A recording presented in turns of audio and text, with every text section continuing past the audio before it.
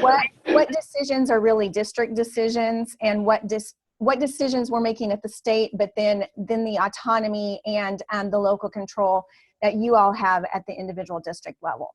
So I'm going to share my screen, and hopefully we can get this PowerPoint up and going.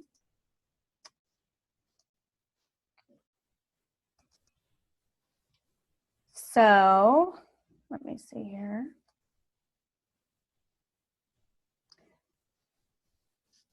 Let me get my display settings set the way I want them. So give me a thumbs up if you are able to see my presentation. Oh, I love it when a plan comes together. I also absolutely love it whenever Tamara Conradi and Tammy Fellers and I are in the same meeting together, because I go by Tammy, my name is Tamara, and so I never know who's trying to talk to me. So it's good to see you all this morning as well. Let me ask too, if you're seeing my screen, can you see the presentation, or are you also seeing the people on the side?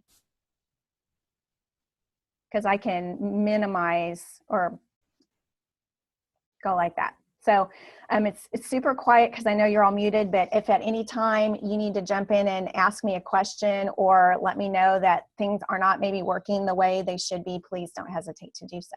It's working great. Thanks. Okay, super.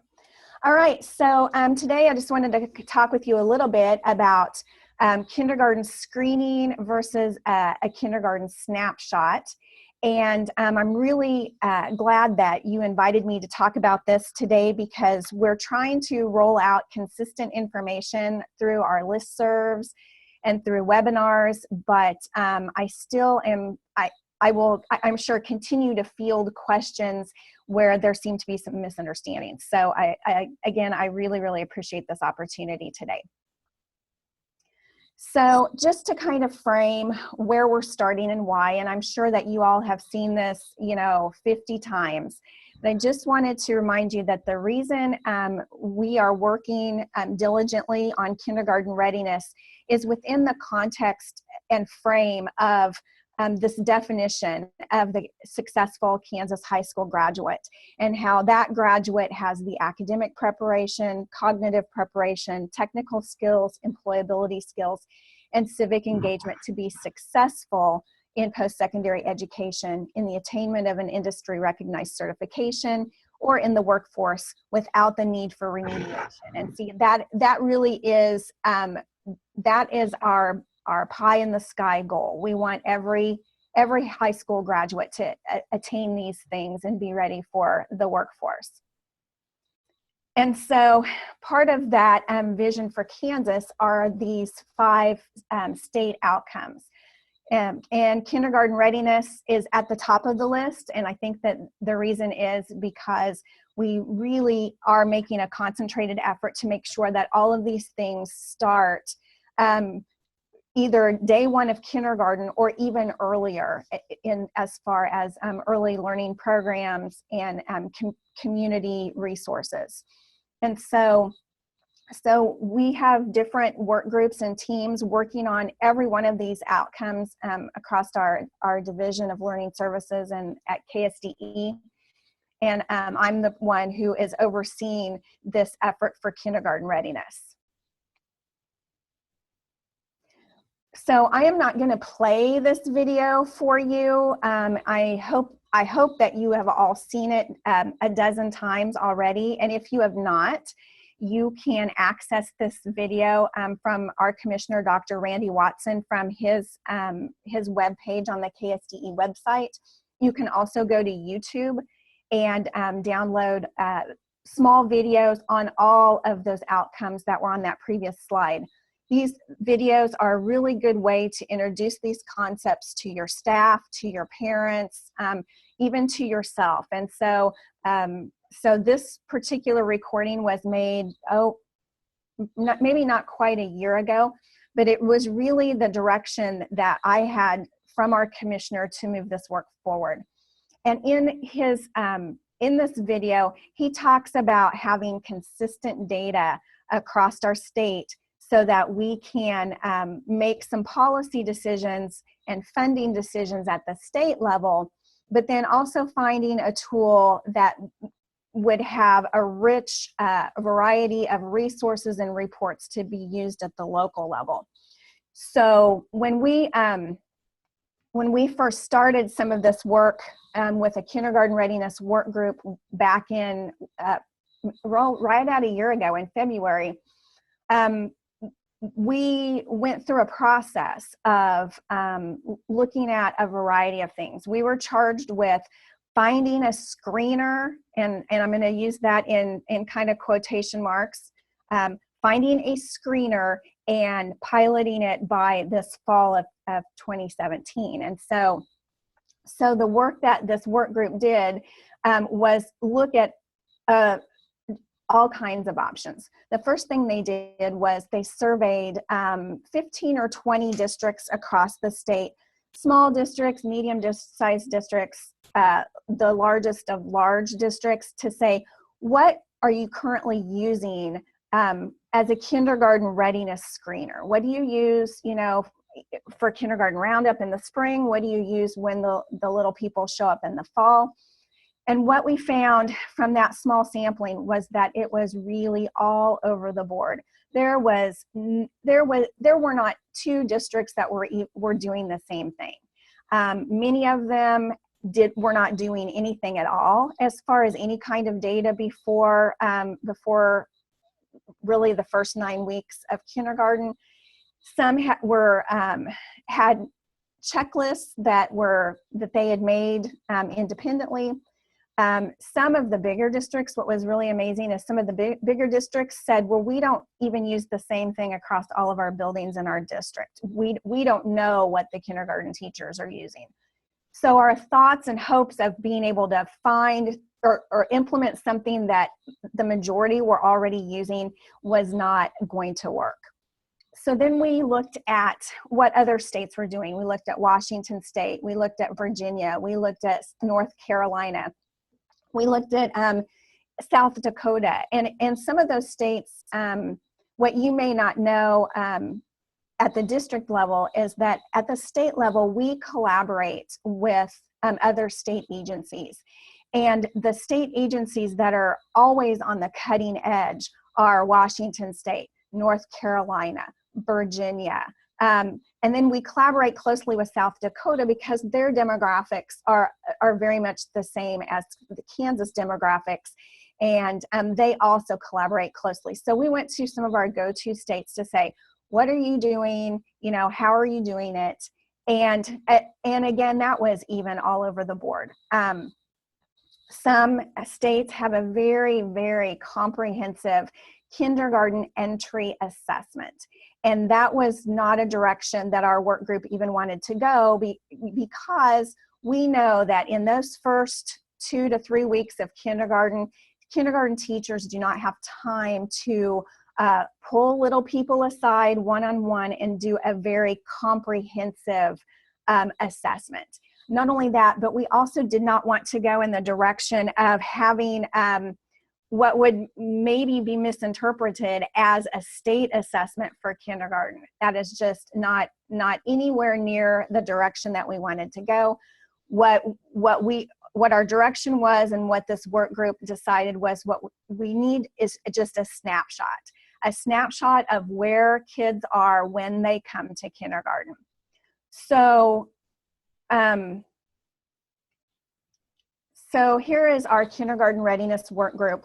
As it stands today, we've lost members and gained members, but you can see that we have representation from the Children's Cabinet and Trust Fund, preschool and special education, ELL. We've got teachers and coaches from Kansas City, from Inman, from Canton Galva.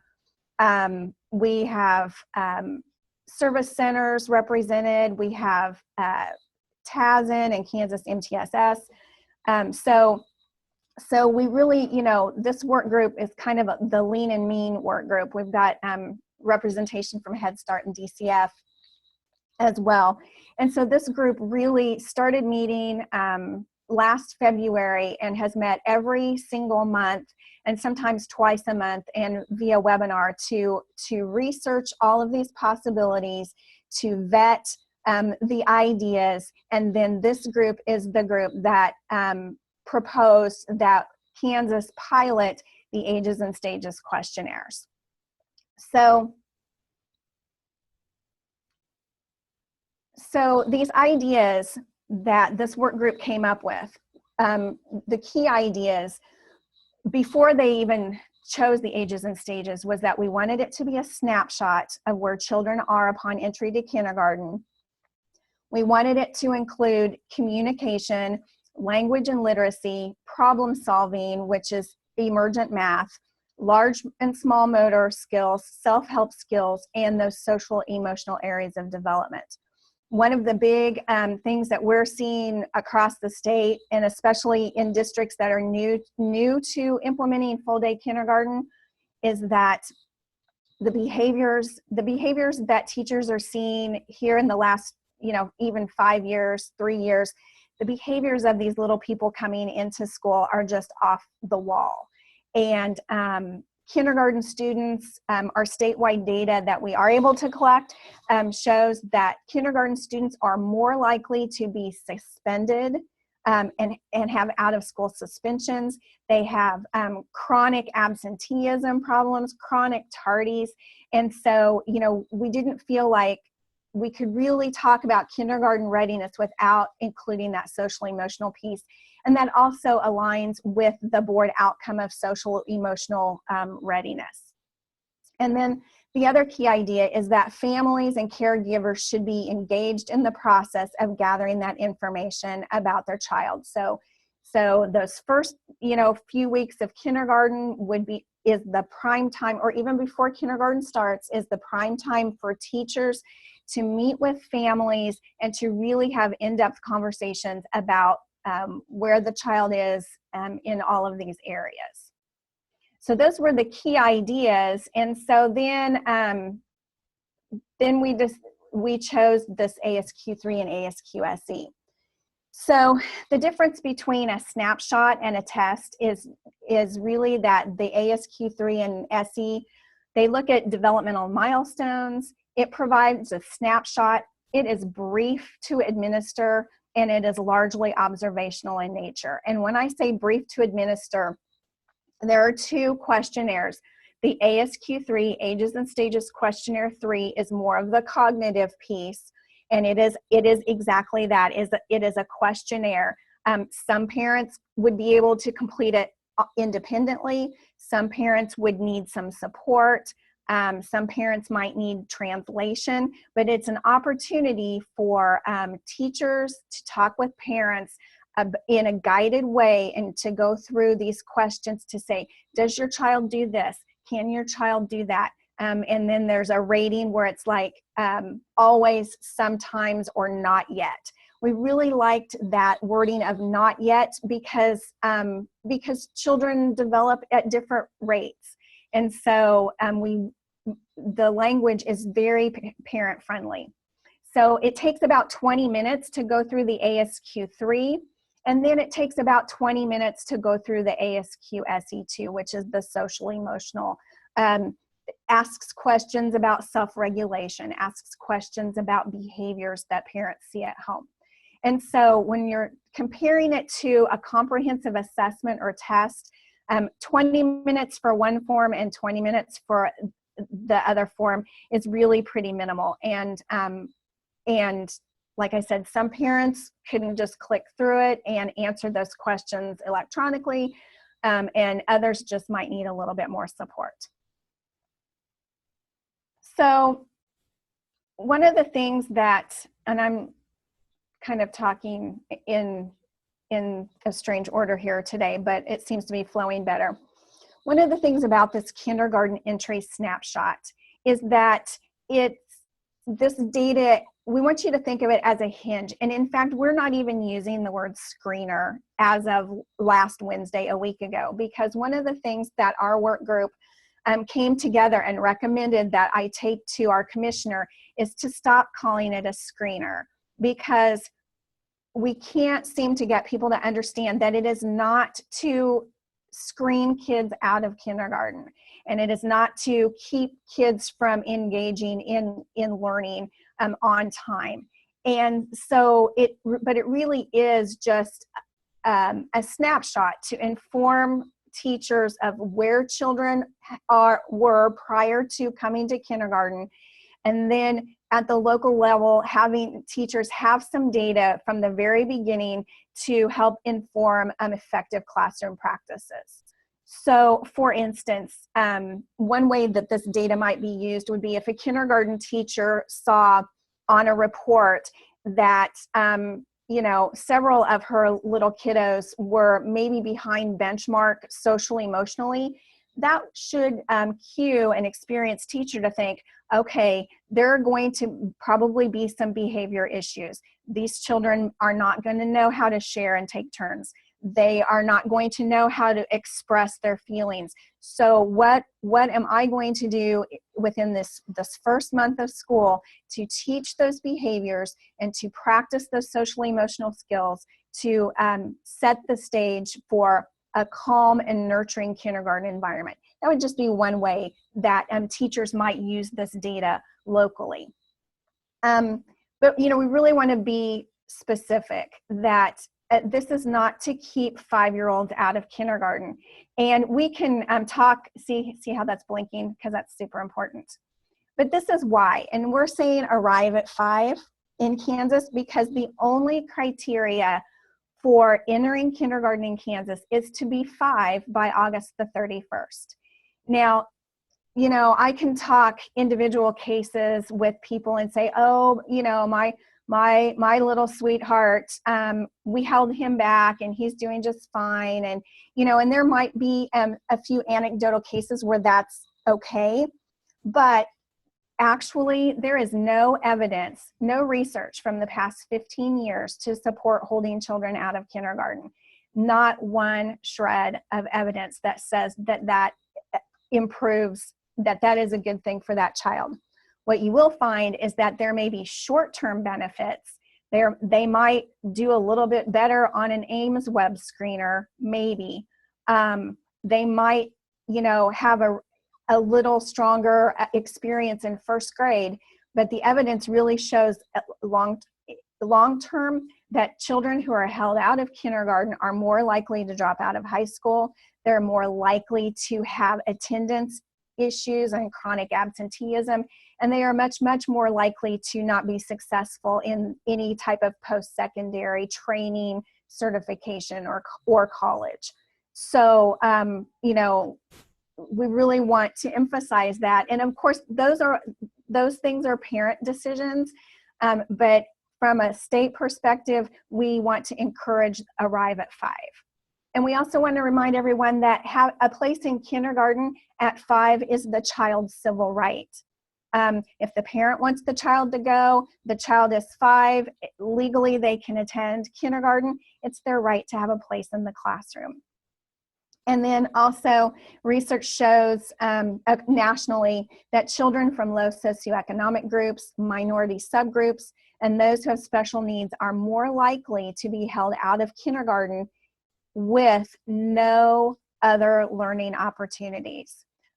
Children don't get ready for kindergarten by themselves. And so hanging out for an extra year with no other learning opportunities only makes that child a little bit taller and a little bit older and not necessarily more ready. So you can research the Ages and Stages questionnaires. It is a valid and reliable tool. It was developed by the University of Oregon. It's got 20 years of research, independent research behind it. It is available in, I believe, 23 different languages, but in Kansas we piloted English and Spanish. And it is a tool that is used from birth through age 6.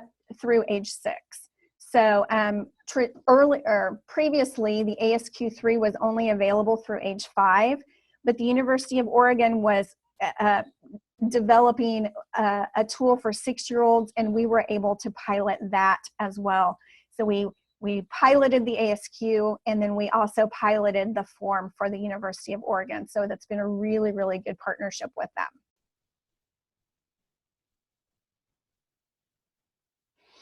So one of the things that we're also skeptical because we all remember, those 2 or 3 crazy parents in our career that knew nothing about their children, right? And so one of the things that people are asking is, well, can we even trust parents to give us accurate information? And so this research comes from ASQ3 and ASQSE, and it is valid and reliable with parent involvement and parent input. Individual teachers, as they're getting to know parents, they may want to support those parents a bit more in answering these questions, but parents are highly reliable when reporting their child's development. 93% agreement has been found between parents and professionals. And many other studies agree that parents are reliable reporters. So parents really are the experts on their child. And even if they may be a little bit misinformed, our approach as educators needs to be respectful of what parents are bringing to the table and what parents are bringing to the conversation. So that is the philosophy and the research behind parent reporting. So more information about the Ages and Stages questionnaires can be found at agesandstages.com, and there is a wealth of information. You could spend a week going through their website and reading their research reports and their technical explanations of both of those tools. Extremely valid, extremely reliable.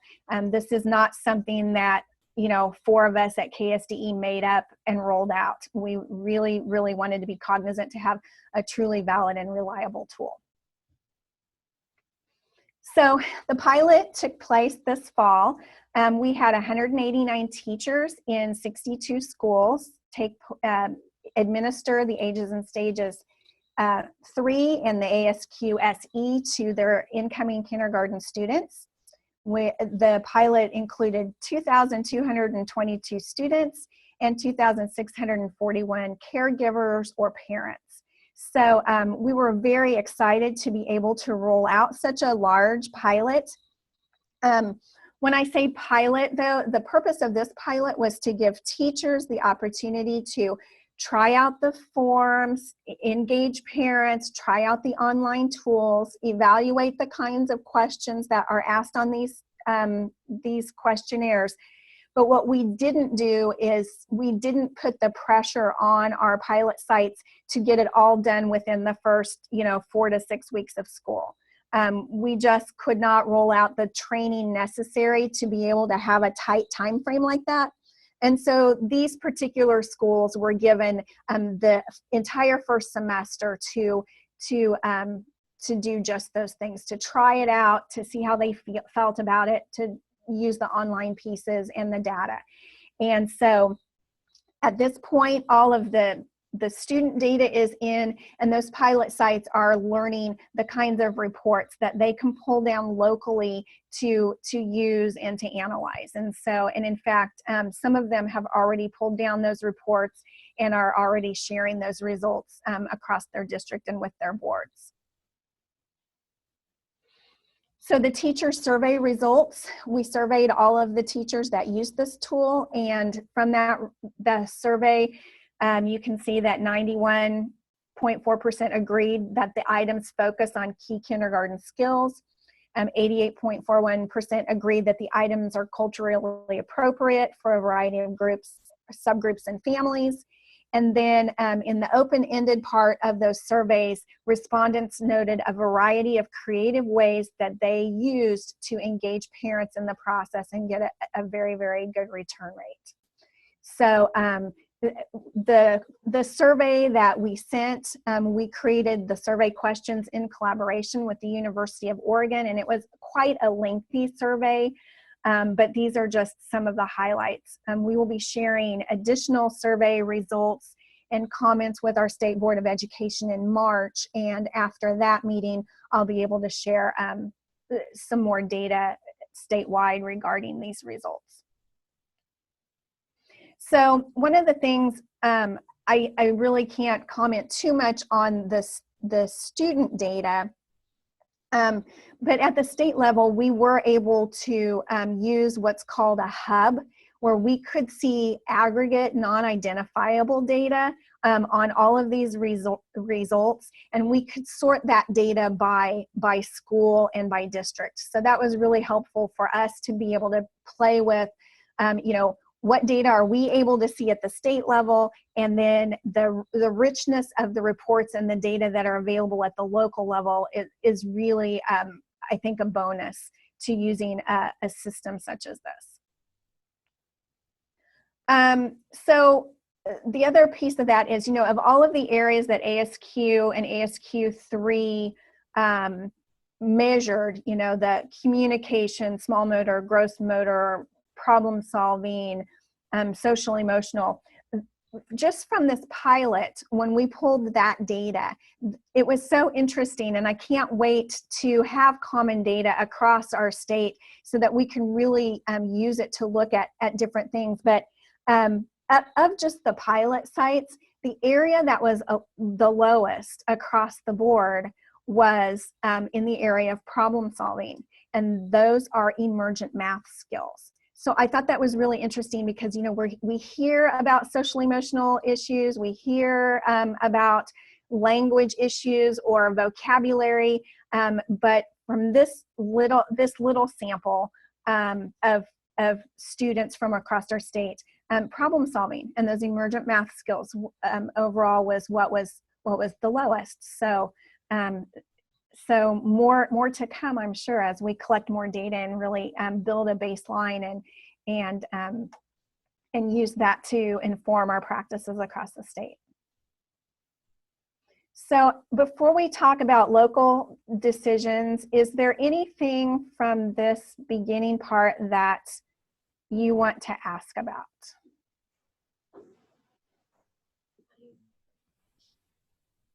I think we're good. You're good. All right. Well, at any point, I'm sure this is a lot to take in. And so, you know, if you're thinking of questions and you're just jotting them down, you know, I would be happy to, you know, you can call me or email me at a later time, or maybe as you're there talking and you have other questions, you know, Holly or Tamara can email those questions to me. But let's switch now to Kindergarten Roundup and what districts do in the spring before kindergarten. And really this might be more of, I want to go through some of these questions with you, and I don't know if this is a conversation you want me to be a part of or if you want to talk about it later. But I would encourage every district, when thinking about this spring opportunity, to really think locally. What is your purpose for doing it, and what are the benefits and limitations? The reason being, sometimes in some communities, Kindergarten Roundup is, by golly, what we have done for the past 40 years. There's always a Kindergarten Roundup, and you know, and I don't even know where the word roundup comes from. Maybe it's just because we're Kansans and we're thinking about cattle. I don't know. But you know, if your Kindergarten Roundup still looks the same as the Kindergarten Roundup you went to when you were in kindergarten, and a lot of them do. I actually remember going to Kindergarten Roundup in Salina, Kansas at Grace E. Stewart Elementary School. And a lot of Kindergarten Roundups that I've seen look exactly the same. So, you know, I would just encourage districts to think about, well, what is the purpose and what benefits are there to bringing these little people together in the spring? And then what are the limitations? A lot of communities across our state, they could have a Kindergarten Roundup in April or May, and the kids that show up to kindergarten in the fall aren't even the same ones. And so if a lot of time is spent with whatever screeners or tests that you're trying to do in the spring, if you don't have a lot of those same kids that show up in the fall, you might want to think about whether or not that's even a good use of your time. Other communities are a little more traditional and don't have the transient or the mobility that these other districts do. And so you might have a really good rate of the kiddos that show up in the spring are the same ones that show up in the fall. So, you know, I can't speak to what your districts need, but those are things that, you know, you want to decide locally. And then what data do you want to collect on incoming kindergarten children? If we can move this ages and stages forward and provide all of the materials to districts for free, and it becomes either the recommended or preferred vendor, or it becomes a requirement. That doesn't mean that that's the only thing you have to do. You might decide that you want to do some other screening. Those are all local decisions. Those are not things that we are going to dictate from the state. And really, and the ages and stages is built so that if you have the kits, you automatically have all of the forms needed from birth through age 6. So if you had that already and you wanted to use the forms for the younger, they're all based off of the chronological age of the child. So if you use the form in the spring for the chronological age of the child, they could still use the kindergarten entry form. But our goal at the state level is to collect that kindergarten entry data, and that means when they're coming to school in August. It might be a week or two before school starts if you have that opportunity to have a parent day or a parent night or an open house. But definitely between probably August 1st and September 30th, that is when we need that data point for state level decisions and state level data. But you would have the kits if you wanted to use them in the spring, or you may have other things that you want to do. Again, those are all local decisions. Some people really, really like what they already have. Some districts are just looking for something new. So that's, that's really all I have to say about what happens in the spring. Again, just examining your reasons, the purpose, the limitations, and then what kind of data you actually want to have on those little people. So, questions about any of that or discussion? Yes, we do. Hold on just a second. Could you speak just a little bit more about what the state's going to be asking us for in August? I'm not seeing much about that. I'm a little unclear about what those expectations are going to be. Well, there's a good reason why you're not clear, and that is because decisions have not yet been made. We presented the survey results and the pilot results to our commissioner and to our deputy commissioner, Brad Neuenswander, a week ago. And we are on the agenda not on the board meeting agenda in March, but the board will have a work day on March the 15th where some of our pilot participants will be able to interact with the board, to share the results of the pilot, to share more about the ages and stages questionnaires, and then decisions will be made from there. I will say that the tentative timeline for this work would be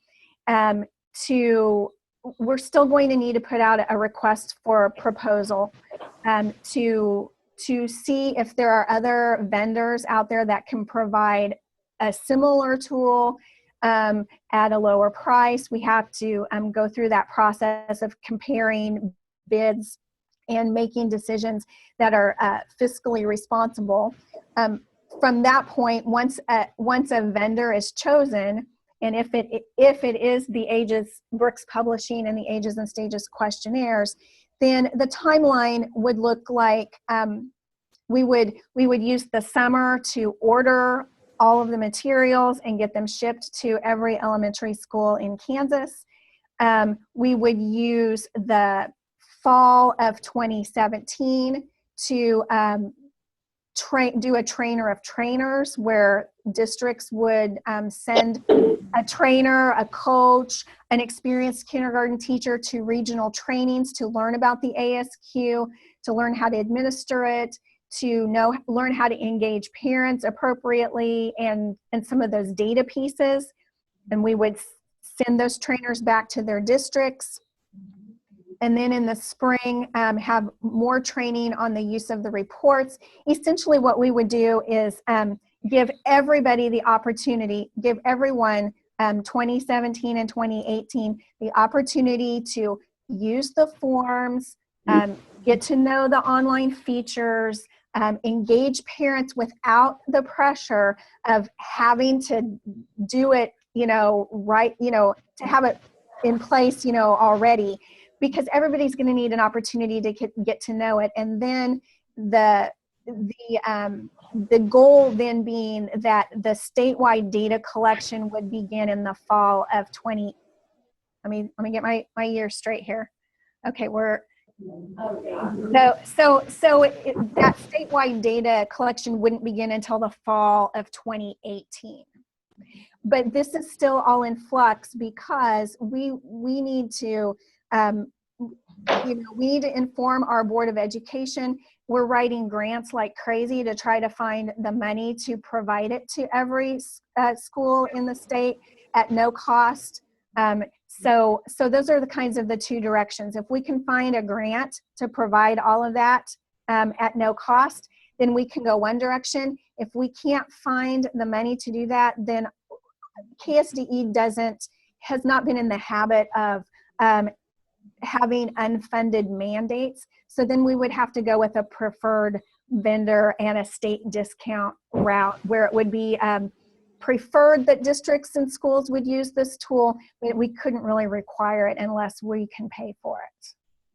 I do think there is some confusion out in the field, honestly, and I may be speaking just for myself, that many people, I think, are under the impression that we're supposed to be starting that this fall. So his question was asked because kind of in that panic mode of, okay, I've got to make sure that I'm planning for time for my kindergarten teachers to get trained and, and schedule time or figure out when they're going to have parents come in and do that if they need assistance. So that's good to hear that we have another year and that they're going to kind of give us some time to get everybody trained and prepared.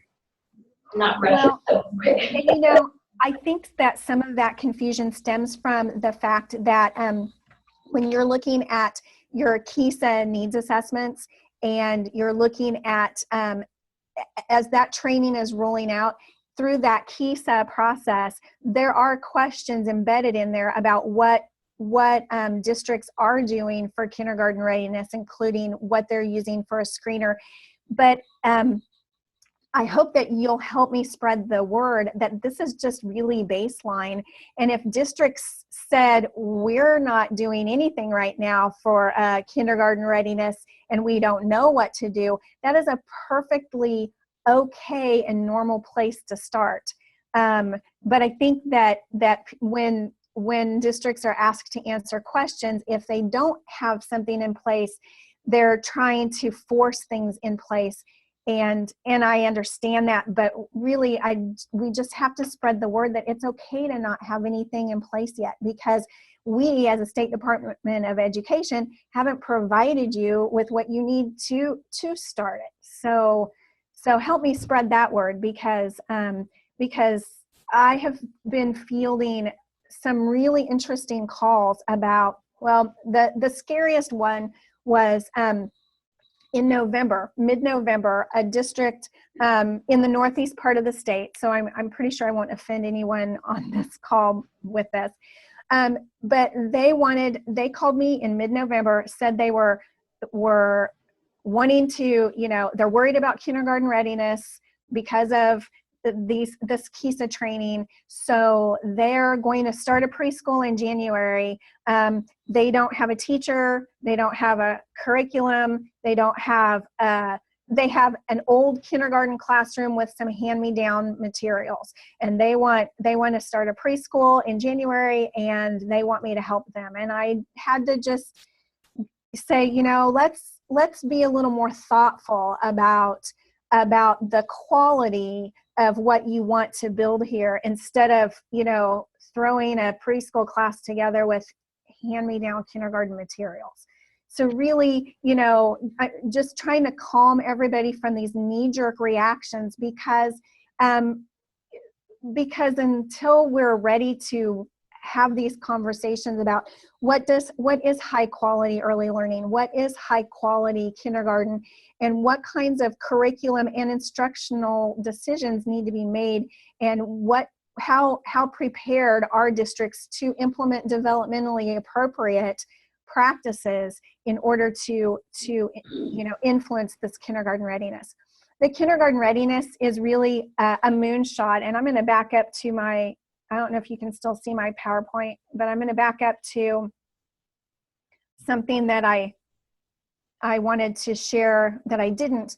But okay, so here's, if you can see it, in italics here, it says each student enters kindergarten at age 5, socially, emotionally, and academically prepared for success. This is an aspirational goal. It's not a SMART goal.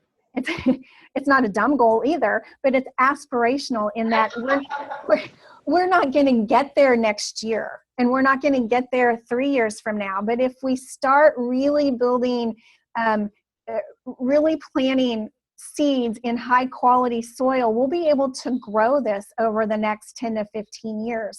And when we're there, what does this goal mean for children? What does it mean for their families? And then what does it mean for our educators? Imagine a world where kindergarten teachers receive, 20 curious, healthy little people that are ready for the kindergarten curriculum. I mean, this is groundbreaking, but it's not going to happen because everybody panicked and threw together a preschool program. And there is a committee, I know we've been receiving information that's actually working on the kindergarten readiness, and kind of so they can send out information to districts in regard to just kindergarten readiness, not specifically to the screeners and all of that, but just what districts might look at and doing in regard to preparing kids for kindergarten. And they're working on that currently. Mm-hmm. Correct? Right.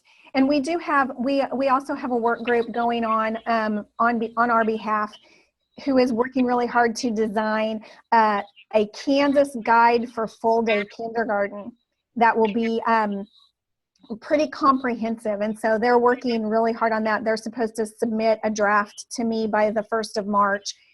And so we hope to have that published in time for the next school year. And just all of the pieces that really go into having a high quality, developmentally appropriate program for full day kindergarten.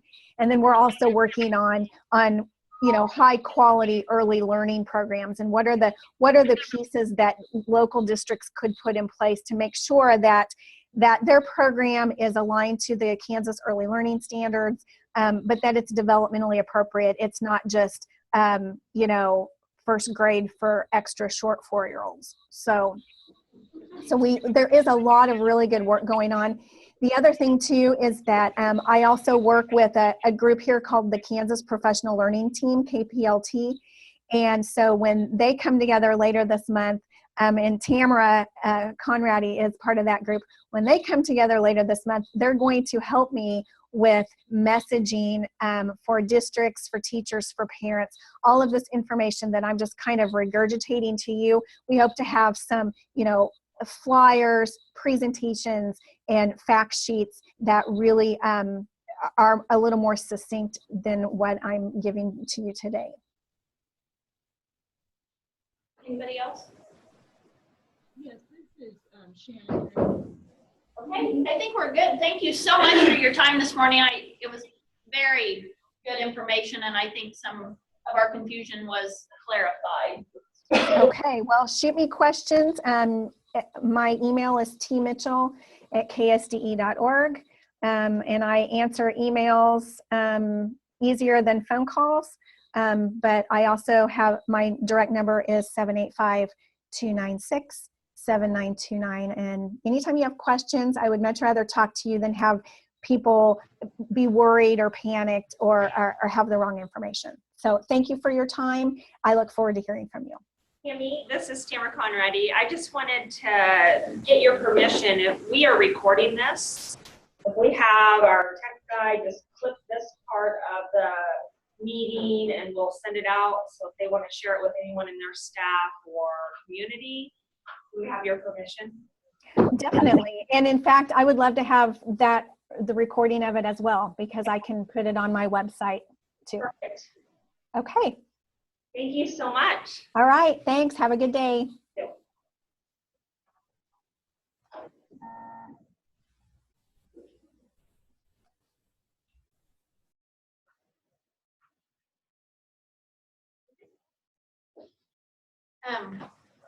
Further down in that section, I did put in a bullet that says kindergarten roundup screeners being used by districts. I know some people were inquiring about that. So if you have a particular screener maybe that you created in your district, which my kindergarten teachers created ours, whether good or bad or not.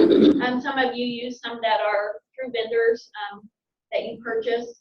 But you might want to, if you're willing to share, put your name of your district, and then if you have, once I get mine, I'll share ours, and or just the name of, if it's dial-up or whatever you use. So if somebody is trying to make some decisions about screeners and what they're using, they can maybe contact you if they're interested in looking at the one that you currently have in place. Okay. Is there anything else we want to discuss on this topic before we move on to the next one? If it helps, I'm one of the state ASQ trainers, and I've given it the last 9 to 10 years. That's Because awesome. I was in that early childhood before I became assistant superintendent. So and I was a trainer for them from 0 to 4. So if you need anybody, just holler, and I can come in, or even to ask questions. Like do a little quick supported Zoom by or something. hand, I've supported by computer, I've given it to parents. Okay. Non-English, you name it, I've done it the last 10 years. So if you need Like do a quick Zoom or a quick phone call or something. yeah, just holler at me.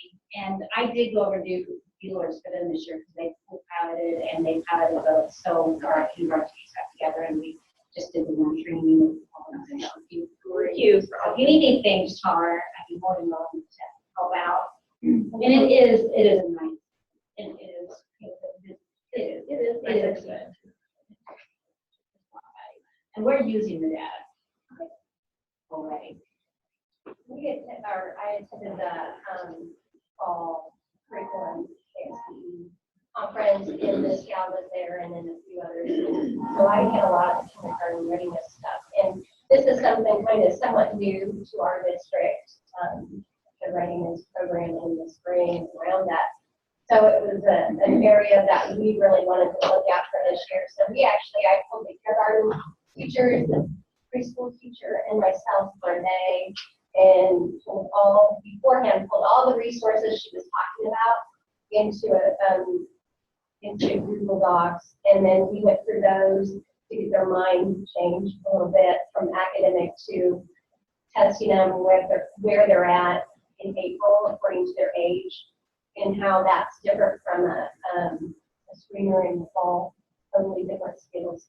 And so I did all of that part, and then we went ahead and made our schedule and did everything based on skills that are recommended. So I will share what we did. You don't have to, everything that you need that she talked about, I already pulled and put in a folder. So I'll just share all that. Just don't make any copy if you want to make a change to our. Just review and that'll force it. Yeah. I There's a learned. Google Docs survey I created that we're gonna have them do on Google Docs when they're there. So feel free to use that. And then copy it or whatever and modify it or use it. I let the kindergarten teachers modify it after I created it, and we met, and we have some first year kindergarten teachers. And some of the things I left, but like, can you blow your nose fires? I mean, yes, we were getting a little bit tedious, but I had a really hard time of making it kind of the way that she shared the survey in the fall at the conference. So I was trying to remember, but I just went by the continuum and used the skills on the KSD thing on the survey. So it looks very basic, but that's kind of what the other one is. So feel free to use whatever, and we're going to see how it works in spring, and then we'll make changes as needed. So I'll upload that. Thank you for sharing that. The next thing on the agenda is our share time, which we also love so much. I went in and, you know how I always make an attempt to put some prompts on there, but you all know you can share whatever you want. If you want to vent, you can. I didn't want to put that on there as a choice, but this is the place to do it if you have a frustration or something you just want to share. So highlight of your month, maybe brag a little bit about a personal or district accomplishment or something awesome that's happening in your district. Maybe an aha moment that you've experienced recently. I've had a few of those. The most important qualities you look for when hiring new teachers or staff. Something that you are troubled or confused about and need clarification on, which this happens quite often, at least with me. So we'll just kind of go around the table and share. We'll start with Tammy.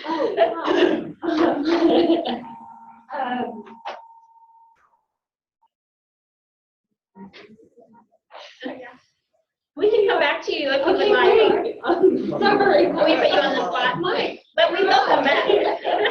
Well, I was thinking of Steve Evans on this quote that began with an end in mind with kindergarten assessment, especially in regards to the IPS and what kids need to do in regards to their careers. So I just wonder what data we collect at that point in kindergarten that would help on the other end. And I don't know what that is. It just got me to thinking about data collection versus the IPS. I can go since we're still here. I got to sit in on the superintendent's meeting and hear Dr. Watson again. I mean, I've heard several different times, but for me, it's just such an exciting time that change kids' lives. I mean, you know, and really meet the needs of individual learners. And it was awesome to hear his passion again.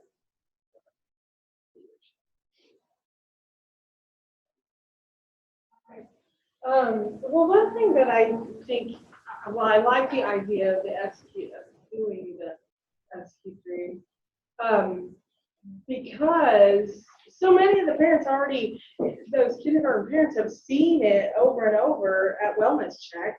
So it's really nothing that new. Most pediatricians are, you know, going or passing it out. I know I have a granddaughter that's at 20 months and we are always looking at that next one. I mean, I think it's something that parents are already kind of looking at. So I don't think it's so off the charts to expect it. The other thing is I have a question about what our superintendent wanted the math curriculum, you know, we just got Envision, and he wanted it mapped out. Is anybody really doing that, or are you just using the pacing guide that came from the company? Is anybody spending any time doing their own? That's what I thought, but that's not. And the one thing I struggle with curriculum maps and pacing guides a little bit at times. We have to have them at the high school because some of our kids switch at semester and start with a brand new teacher. And we have some at the middle school. But again, I won't even get started on it. But one thing when anytime we adopt something new in our district, it's a district-wide adoption. When we evaluate it, we know we're pretty confident that we know where the gaps are going to be because we've drilled in and really looked at it. For example, with Envision at K1, there's some gap. There's not enough meat in a couple of areas. So they know going in that they're going to have to supplement or do some additional things with that. But during your PLC time, we have grade level PLC time on occasion throughout the year, and making sure you're embedding some time in there or at some point where they meet together to talk about, you know, as they're progressing through the year, what are you seeing with Envision and what are the strengths and what are some of the deficiencies of the lessons or the units and how they're presenting the concepts, because that's how they then make those adjustments to, oh, we need to spend more time on this or we need to pull something in. I think that's more valuable to them than anything.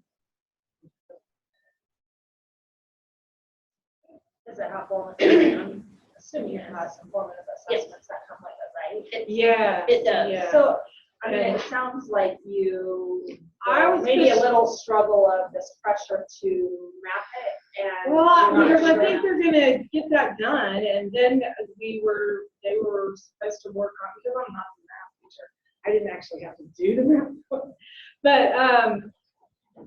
But they're under this pressure, and they were supposed to finish it on the Big I today. We had an intern today, and of course that got canceled, so then it's like, well, when are you gonna get it finished? And I just don't think if you put it on paper the way that they want, I think it's gonna be yes, it's done, but it's not gonna be used. I think that why spend time and effort when the pacing guide, when they're following that anyway, or trying to, and then make notes on that so that you can just work it into that. One thing I did encounter, and I don't know who else uses Envision, this is our third year. Some of the grades will come back and through their discussion, and I see it in a reflection because they ask me if they can do it, they ask permission. Can we move some things around in the order in which we teach it? And depending on what series you're using, like I remember with Everyday Math, oh no, you don't change it. So you might, if they're wanting to, it makes more sense. Sometimes they're like, well, it makes more sense to do this first and this next. And what I've told them, and I usually contact my vendor and then whoever the math rep is that knows more about math, not just like Karen Hyman, but the person that does the math presentation that truly is a math expert. And then even some of the people that created the curriculum. This is what I typically tell my staff after I've talked to my rep or that person. There's a reason why they have those things in the order that they do. That professional people put this curriculum together, and they have it in this order for a reason. Even though you maybe as a teacher think it's better another way. So I have those conversations, and most times I say you really need to stick to what the book says in the order because it's put in that order for a reason. Even though it may be it's different than what you've done before, and it's uncomfortable, there's a reason why it's that way. And I think most are okay with that because we've had those discussions as well that, they were, yeah, we've had that, but. What do you think might be the reasons? I think it has to come with the junior high. I think it's really not a K-6 problem.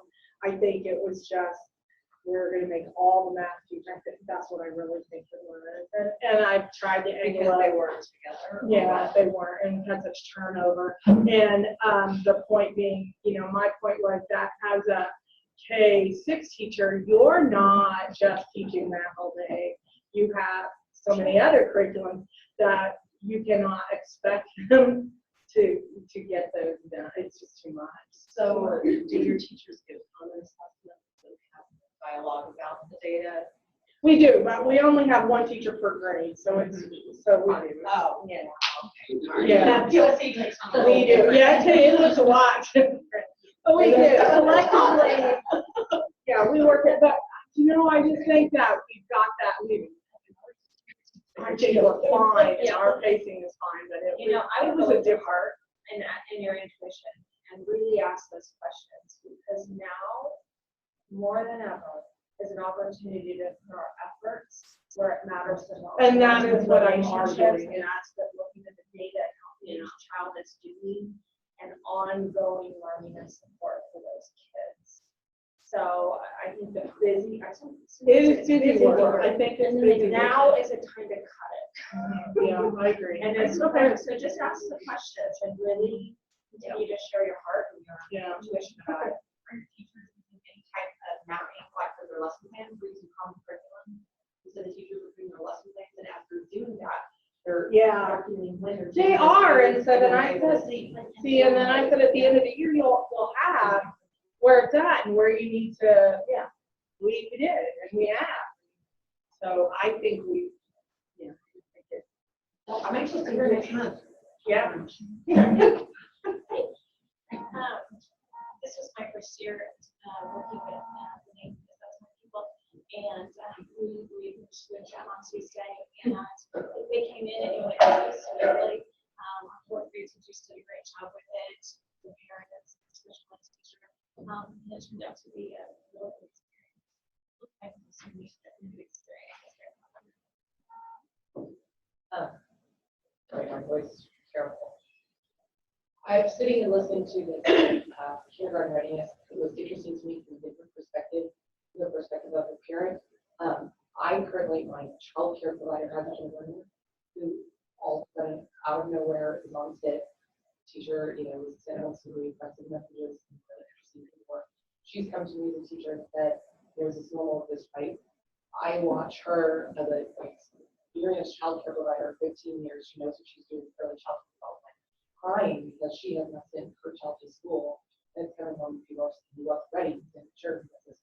And she's like, what have I done wrong? Or failed him? Is there something wrong? And, it's been interesting to see her go through that because she's not just a lemon off the street and what's nothing about it. She's sitting in the best she has. And just listening to all of this today, going, if only they had done that screening with him, had that conversation with Chanel in the fall, and she had known this, we would all be in a great situation. If that is only that level of education and knowledge on early childhood development, it could have been so greatly helped. Think about what we will do for everything else. So it's been like, David was used to look at them that and think all these kids will be in such a different place. So I'm very excited for it. And I'm from, a 6th grade teacher with a 1-year-old. I don't know anything about that middle ground, and I'm excited for it.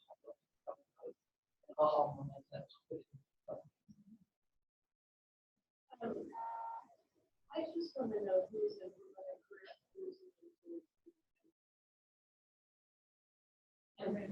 the experience is that We're not third year.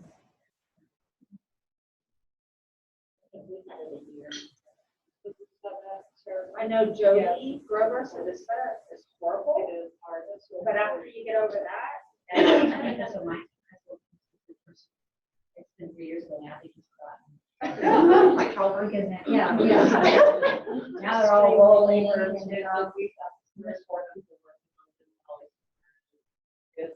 been an all year, like step by step, you get one thing But done, and you gotta go to once the you've next. got that, it's one easy for the teachers and We're not even at that place yet. There's all this back work. If you really want it to work well, you've got to do the back work in your curriculum to show the links to the courses and how they're all connected in the system so that when a child selects this class, all these other things happen. Oh my gosh. But anyway, I'm like, ooh, you're Yeah, that's our well, we're going. Nobody complained. We're going deep. But so we're setting it up. We're trying to get actually the students are taking the assessments for the first time here this month. So our Cody Lee, who is our college and career readiness coordinator, and our counselors are going involved in students. So we're getting started. But they've spent a good portion of this year just getting them set up. so that leads me to another question. How are you spending that year? Obviously, we don't all have enough money to have enough college and career ready for enough counselors. IPS teams of kids that are good. You don't just want to have 50 kids with one person. How are you setting that up in the buildings? What we're doing at I'll just say the high school, the middle school is a little bit different, but they have a committee for IPOS, and what they're doing right now is, because we're preparing for next year, because we purchased for cruising in December, have kind of been doing, all that setup, the counselors going through the form, all of that is being done kind of on the backside. But starting at the beginning of the year, of course, teachers will be trained, the ones that are using it, they'll be ready to go. But what we're doing is we have seminar, or we call it ACE time, the last 40 to 45 minutes of every day.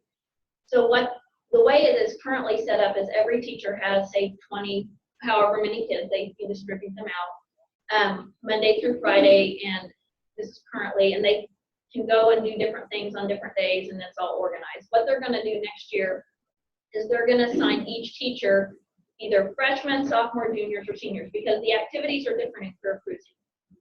So on Wednesdays, they are going to be assigned to they're going to come up with some fun name, their career person, and they will go to that particular assigned room on Wednesdays. They did say it might not end up being every Wednesday. They have to figure out the schedule because they may not need to meet every Wednesday. It may end up being every Wednesday first semester and every other Wednesday second semester, but they'll have a specific schedule so the kids know on these Wednesdays during the year, this is who you report to. And then, of course, just making sure, my concern is always, and we're actually getting pretty good response where my concern as in my position is, oh my gosh, we have those 5 teachers, that 100 kids are going to get robbed because this teacher is, but you know what I mean. So we're just making sure, trying to be nice here, but it's true in every building, you have them. So they will be trained, they're going to receive that training, but honestly, I'm very surprised that they're taking it on, and I think they're truly seeing the awesomeness of career cruising and the benefits that this is going to have. And how we're, okay. But I guess my question is career cruising enough that they're all going to want to be paid for another truck? Or is it easy? I don't think I don't know so. if it's super easy, but if you send the training, I would advise that you send like a really good group of people that they keep it training and helping them. I would know that, Well- because that was really cool. I mean, you can see all the different process, but then we did the same thing. She did, we did class sponsors, and then when we have in the spring, we'll have what we call a pre-enrollment. And so there's class sponsors, and we schedule all the freshmen that come with these free teachers, and they sit down and they go through the career cruising with the parents and show the results that they've done through the assessments. And then I've noticed that my freshmen keep getting all this stuff in the mail. You think, like, I'm often, different places, and I think it's because of the things that he's doing on career cruising, things that he's experimenting with and others. And he's all excited because he's still young and gullible and things like that. But, so it's pretty cool. The teachers do need some training on it. The worst part for us is middle school trying to remember their names and logins, the passwords. Ours are nice because if you use PowerSchool, Okay. you can use EasyBridge, and it's just their PowerSchool username and password. And then if they happen to move to another district, in the background, they will have another username and password that is for career cruising. But if you have PowerSchool and it's already set up, it's interlinked with that username and password, which is nice because Then then go ADU, so it's not It's not the same. But I mean, that's something we can get past. and I do know with the purchase of, we have Jody Grover coming out to meet with our staff first, but once our counselor gets through all 4 modules and some things are completed, and whether they do it at the end of this year or right at the beginning of next year, career cruising actually, I don't remember how many hours of training that you get where they will provide a more Yes. formal training to the people that are using it as well. And we do it through webinars, like they would actually just, send our link, sorry, we do it now on your So. yeah, we do it first. It's your turn. Oh, it's my turn. It is your turn. I got the chance to go to Paper Tigers last week here with Rebecca Lewis. And so that was really cool because kind of relieves some doubts. You're at your school all day long and you see kids and what's wrong with our school? We have a neon flashing light that says, come weary, come broken, come to Stafford, Kansas. I think it's everywhere. I think everybody's in a different clientele and a different type of student that just has a lot of issues. And so it really cleared up a lot of things for me, and that we're doing some things right, things for kids, do what's best for kids. So that was really cool, and I think we're even going to try to get a group together to go to the it's this summer, in June, to the Missouri conference. So maybe having a conference, common informed learning, common yes. Yeah, all of the above. So that was really cool. And then the ASQs that we did today, we are part of the early learning community, and we've been doing that for at least, I think, 7 years now. And it's just been really challenging because there's so much paperwork and so many. Yeah, we're eating the cheese. So, and so we're involved with Head Start, and so that's kind of been a love-hate relationship. They keep breaking up with us and then they ask us back, and then we love them back in our lives.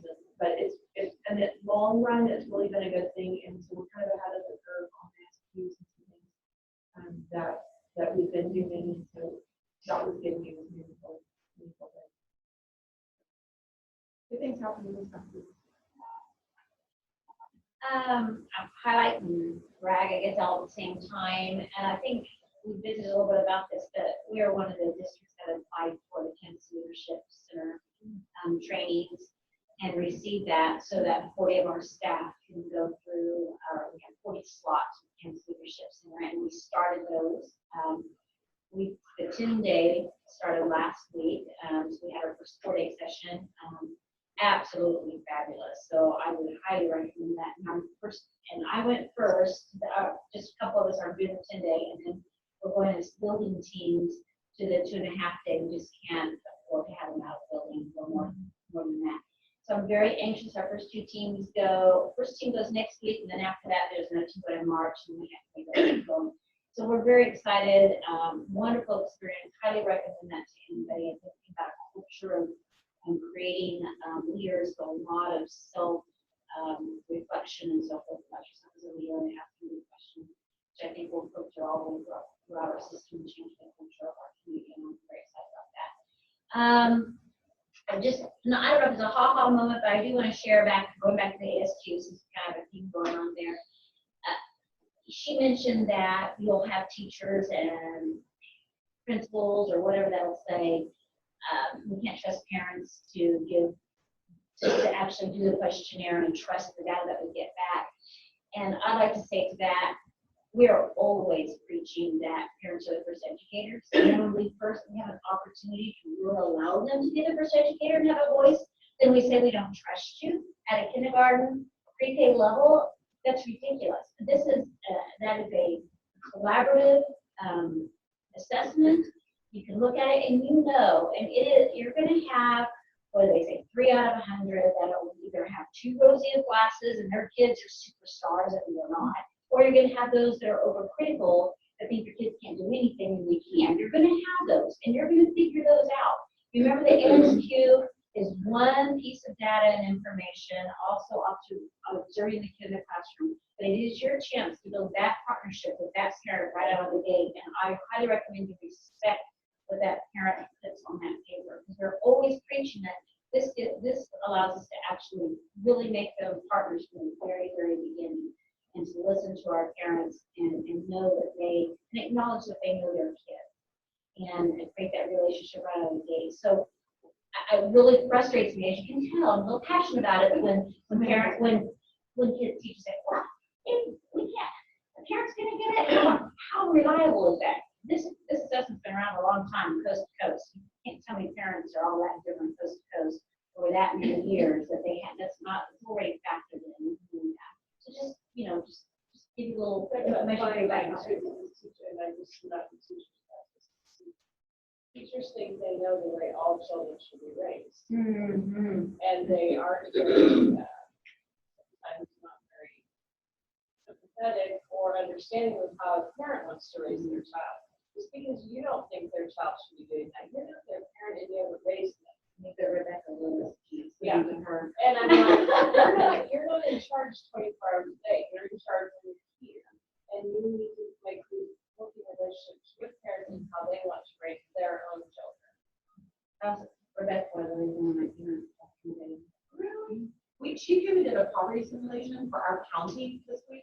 We had 88 people show up. She's a fabulous mom too, and we had her parent so ready.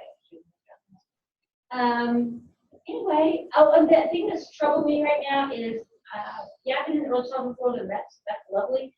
This is my first time as being a curriculum or assessment coordinator for the Kansas assessment. I've always sat back and watched all the people do it, and I'm like, oh, that's the first grade. Crap, what is all this stuff? They're very blind, so I might need some phone numbers, or I'm pushing forward so I can get to that part. out a little bit, you know, I keep scheduling them, I can plan a party, I just don't know how to. I can plan the party, just, I'll make it through it. So out of this group, who would say it's their cup of tea? Not that you love it, but you are the one to call. Raise your hand, you're really good phone number. Okay, great. Well, in Valley Center, one of the things that's coming up that I am super excited about, on February the 27th, we are hosting second parent university.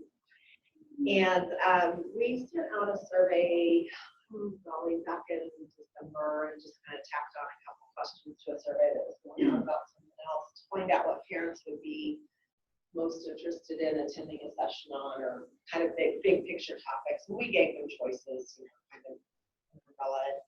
Overwhelmingly, it came back social emotional stuff.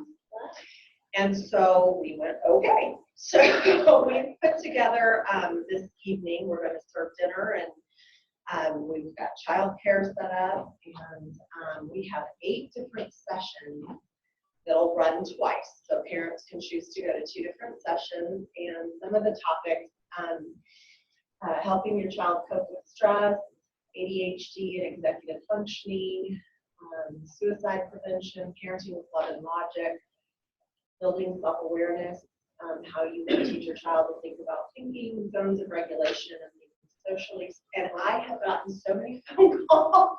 Are you taping the other sessions? Because I can only go to 2. So it's just really cool. We've got experts coming in from the outside to do most of these sessions. We have some of our staff that are doing some of the sessions, but we have community people coming from family life and resource management out of K-State is coming. A clinical coordinator and therapist is coming. I mean, we just have tapped into people outside of our arena as well. And I am just, I feel honored to be working with such great colleagues to help put this together. And it's just be a prayer. Another way to make those connections. Yeah, and we've been talking about doing a parent academy, and so right, I consider starting private. Yeah. Yeah. I'm happy to share. We started talking and we Absolutely. And yeah, and the thing of it is, our building, we have each of our buildings, we have 6 main learning campuses, and we asked each of them to top up $250 for this. So that'll help pay for the food. We figured if you feed them, they will come. and then our high school is actually providing the childcare they did for our first one as well. And so we'll be donating $500 toward they're going on a trip to anyway, it's just cool. If you share that, if you Sure. want to put it into the agenda, or I can, if you share, just make sure that I have rights. Okay, so let me see how would I? Well, you can put it directly into the agenda, or just send it to me, but when you I'll share it, just it send needs it to to be, you, I feel that everybody with the link can access it, otherwise I'm gonna have to request access. It's a Google. Okay, I'll figure it out. Go to advanced and put share with anybody, like share with anyone with the link, I can help you. Okay. In GA, we've been, one of our future goals that we've been looking at is relationships. And that's what we've been looking at this year through surveys and goal setting and all of those things. One of the things that has come out of that is every staff member, K-12, has chosen a personal commitment to relationships. Every single one. And we have it in the Google Docs. And you can see what their personal commitment to a relationship is to build in the district. So it's really neat to see what everybody is committed to. And every week they check in on that Google Doc to say, I met my goal this week. I'm not quite met my goal this week, or I just didn't get there this week. So that we can see the progress. And we just tried to make it okay to not meet your goal. There's just some crazy weeks that you just can't get that done. But I have a happy story is one of our pre-K teachers, her goal was physically hug every child, and then during that hug, just have a brief conversation. She said, that'd be easy. I'm already doing that. I touch my kids. I have my kids, you know, so she thought that's an easy goal. I don't really need to put it as a goal. But she came yesterday, we had our BLT meeting, and she had to share, and she said, I got to share something with you. And she just got teary-eyed and goosebumps. And she said, I've been hugging every child in the morning, and they go to centers. And she said, it used to be they go to their centers and they play and they play and they play and they just would, you know, do their thing and then ignore me. And she said, I've been intentionally going to every kid, hugging every kid, talking to every kid. And she said, I got around the third center. She said, I looked over there to that center and those kids were waiting. She said, they were standing up and waiting. And she said, it hit me. Oh my goodness. I thought I was hitting every kid. I thought I was touching every kid. And here they are waiting for me to get to them. And she said, you know, relationships, the topic is so huge, but you put it down into each person's personal goal. And for hers to be hug every kid, you think, how's that going to happen? She said, the intentionality is huge. I love that. Huge. So your people think you're doing it. Teachers think they're doing it. We all do. We all say, yeah, you know, I got a good relationship with kids, but when you intentionally make it a goal and you intentionally say, I am going to touch every kid this week, or whatever it is, and you watch yourself do it, the kids are responding. And you've only been doing it for just a few weeks. And then she was just super excited about that, about the power in a small effort can make big things happen. Can I ask you a question? Yeah. Like, as far as preparing teachers about what leading up to that, because some people, did you give them some articles or examples of relationship building and ways that they could do that, then they got to pick? Because honestly, some people may need some guidance. We had lots of that guidance and things to share with them. Yes, and we did a student survey. In my building, we did a pre-K 5 student survey, just so that we could see what is our need in our building. And people were already setting their goals. We were already talking about, you know, what can you do? We did have a PLD day where our big focus was relationships. We talked about responsibility-centered discipline. We've been just doing a lot of work in that area, so we did have some research behind us. But they still picked some goals that we may look at and think.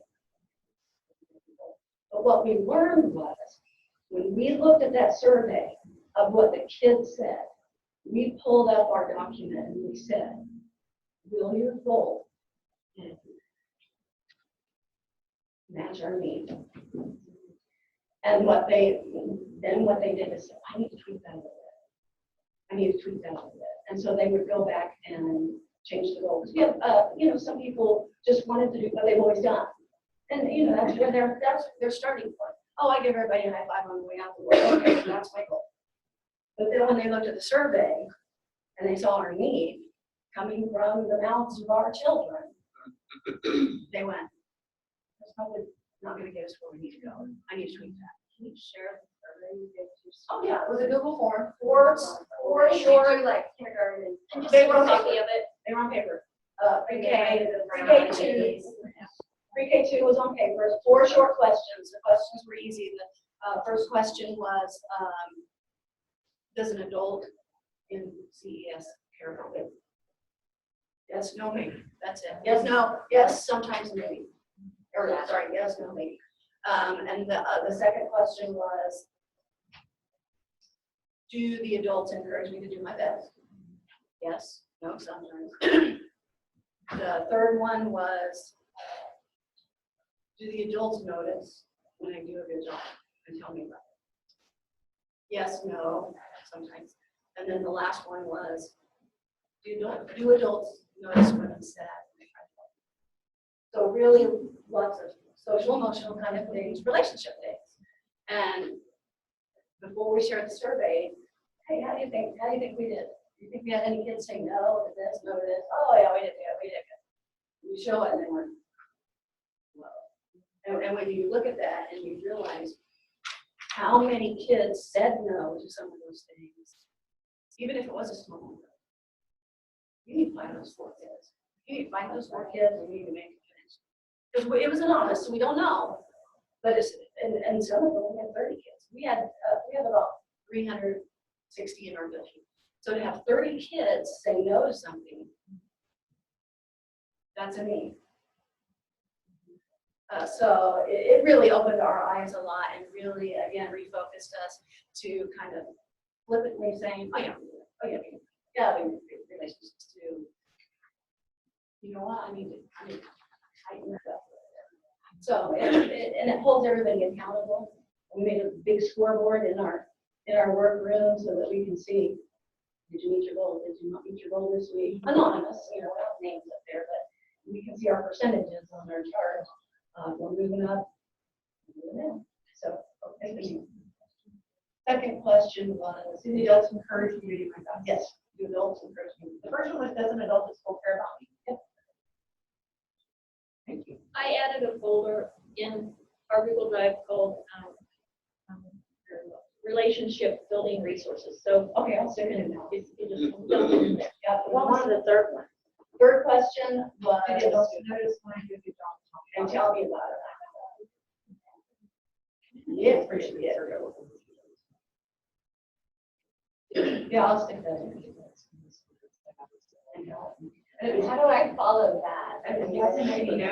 Oh, we all. Thanks, Lori. It It's was a happy story. She's just in tears. I know, because it was awesome. Because the person was very flippant, yeah, I did that again, but for her, well, just for her to see the kids stop playing, and get ready. What grade? Pre-K. Wow. Pre-K.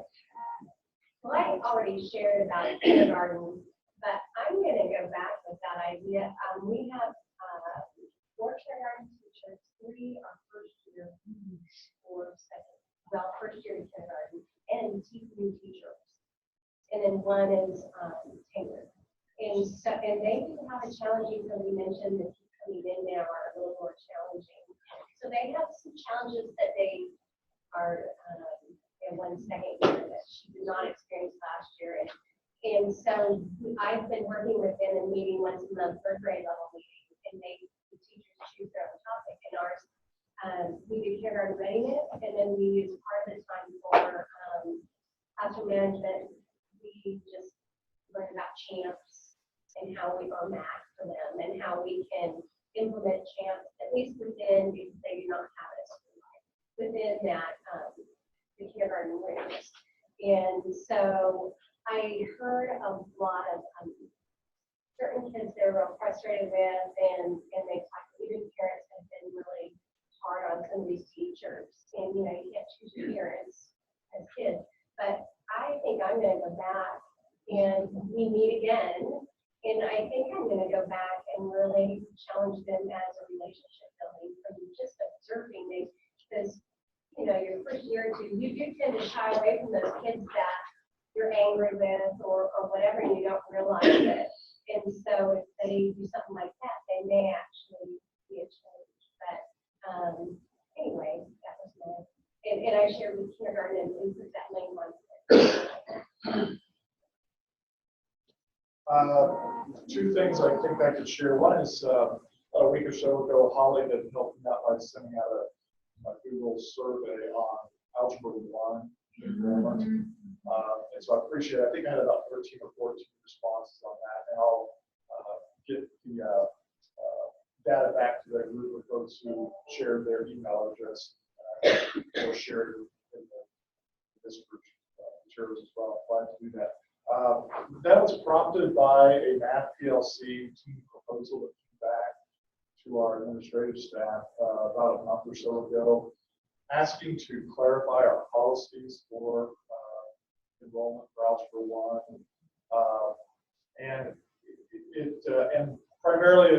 help two things. One is, I think, to some extent, getting a little more clarity to that, because it's been a little bit loose. And you've got a teacher at the middle school it's not that she's not interested in students attending and going to that process, but she feels sort of out on an island relative to the recommendation process. It feels like it's up on her shoulders a lot. And I think the team was trying to help prod that along a little bit. So it's been a good conversation. But I think the other issue has to do with the 8th grade math, kind of those standards that are lost or missed, or have one of the So we had a great conversation about it at our in-service this week. That team got back together and started met with them to review it. And their initial proposal was to develop a 7th grade course that's kind of an accelerated 7th and 8th grade combination type curriculum. And I'm not real crazy about that idea personally, but I did challenge them to go back and revisit some other ways to approach this, some different options, specifically more than the 8th grade level, developing some kind of a blended experience, one-to-one, and have lots of curricular resources at our disposal. This shouldn't be that difficult to support students that are theoretically advanced and moving quickly through this curriculum. We're going to come back to that, but I just wanted to share, appreciate that. And it was interesting of the folks that responded. Every single district identified that they do allow acceleration, and it typically is at that 8th grade level, of course.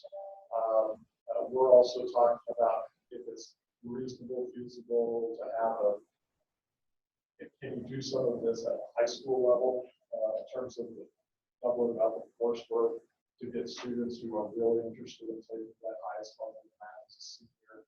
A good idea. Does that sound? If you're going to double up, is it best to do it at 8th grade level with Algebra 1, or is it better to do it later in the sequence when they're sophomores and juniors? They have stronger skill sets than relative to their own learning abilities and all that. So it was a really good conversation with the math team. I really appreciated that. I wasn't sure what I was walking into when I met with them exactly. So but it was a good conversation. So I'll follow up with that. And the second thing I wanted to share is that at Smoky Valley High School, they are at the end of this month, parent-teacher conferences. This year they'll be running a student-led conference model, though, which is not new per se or unusual, but we are using cruising materials in that conference session. And the students have completed a matchmaker inventory, about 2/3 of it probably.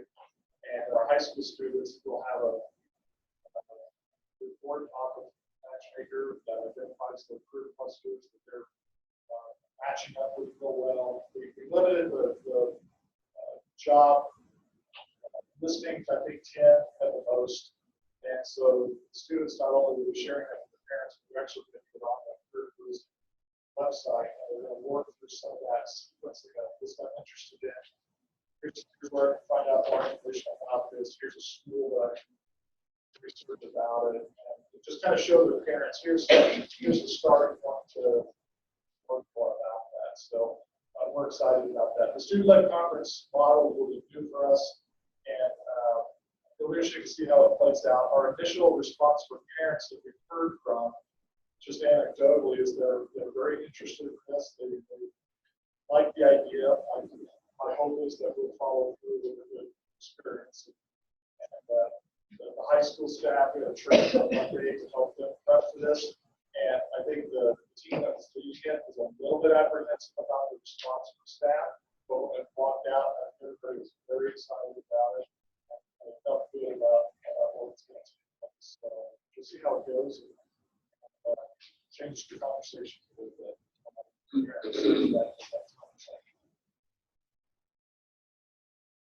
In Hayesville, we have 4 buildings nominated as showcase schools for capturing youth hearts. There's about 46 schools chosen out of around 1,000 across the United States. We were really excited to have 4 buildings. And this week, the capturing youth hearts consultants are visiting each of our buildings. So it's kind of a busy week, but we're excited and enjoying it. Hopefully we'll get some good results about that.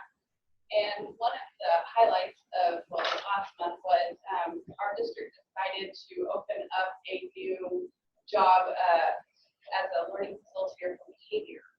We have learning facilitators for reading and math in our district, but our teachers really were needing more support, and our students, that we need a little bit more support in the behavior area. So we're excited to hire a learning facilitator for that meeting.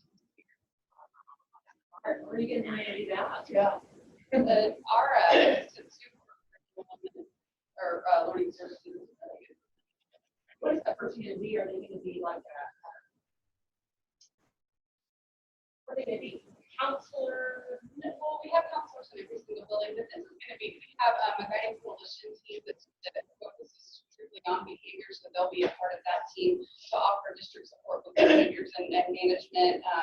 We're like everybody else, our kids are coming in as learners are a little bit different, so they'll be available to go to buildings and actually model lessons and provide support for teachers. So they're going to be kind of on call to be super busy. We haven't decided exactly where we're going to help that one person. Our other facilitators are housed in each building, and we have building principals going, hey, I'll take them. Oh, well, yeah. Room, because they want them there. And they're going to be spread pretty thin this first year. I said, it's not a social worker. You have to be in my priority. No, we don't actually.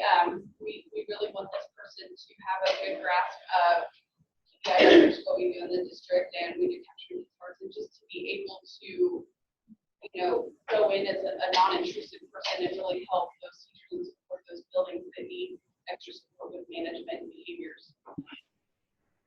So we're excited to see what. I want to know who you get. Like, I want to know what their credentials are.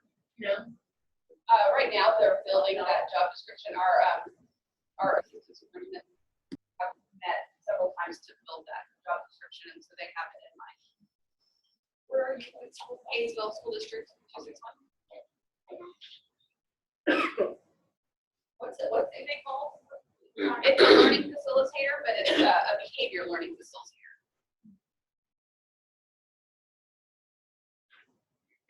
Okay, a couple questions. How many of you have a social worker instead of a counselor?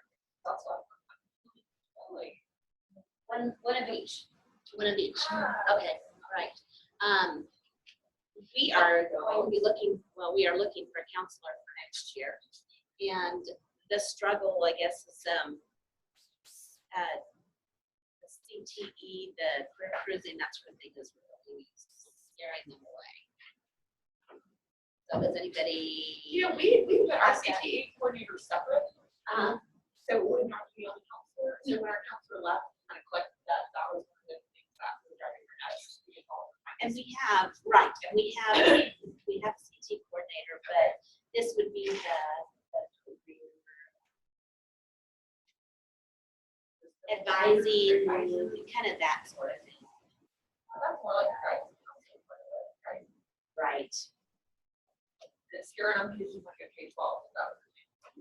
No, we want to, yeah, they like the counseling part, but not the advising part. Career. Advising part. Yeah. Does anybody struggle with finding somebody? Yes. Or is that? We got lucky. You go to colleges and start talking. Where do you find? Sterling had two really good candidates. Online. Lions had two really good candidates. When they hired one, we called and said, hey, who's your other candidate? They said, oh, she was really good. You should interview her. So Wow. we did, and we heard her. But the last two counselors we've had have been very good. They have not graduated yet, and they were still working on the degree to finish up while they were with us. She's still taking online classes to finish up this year. So you may go to college and ask about graduates, what's coming out. The one ours left, the first one we had 2 years ago left, and she went to high school. She was with us for high school. She went to get elementary, and she loves it. That's what And that's so what we're they have now- experiencing. Is people want to be the elementary part, which is great. That I think you're gonna have Exactly. to can't have both. We would like to have a social. We have a college and ready. Okay. To handle all Right. And then we have 2 high school counselors that,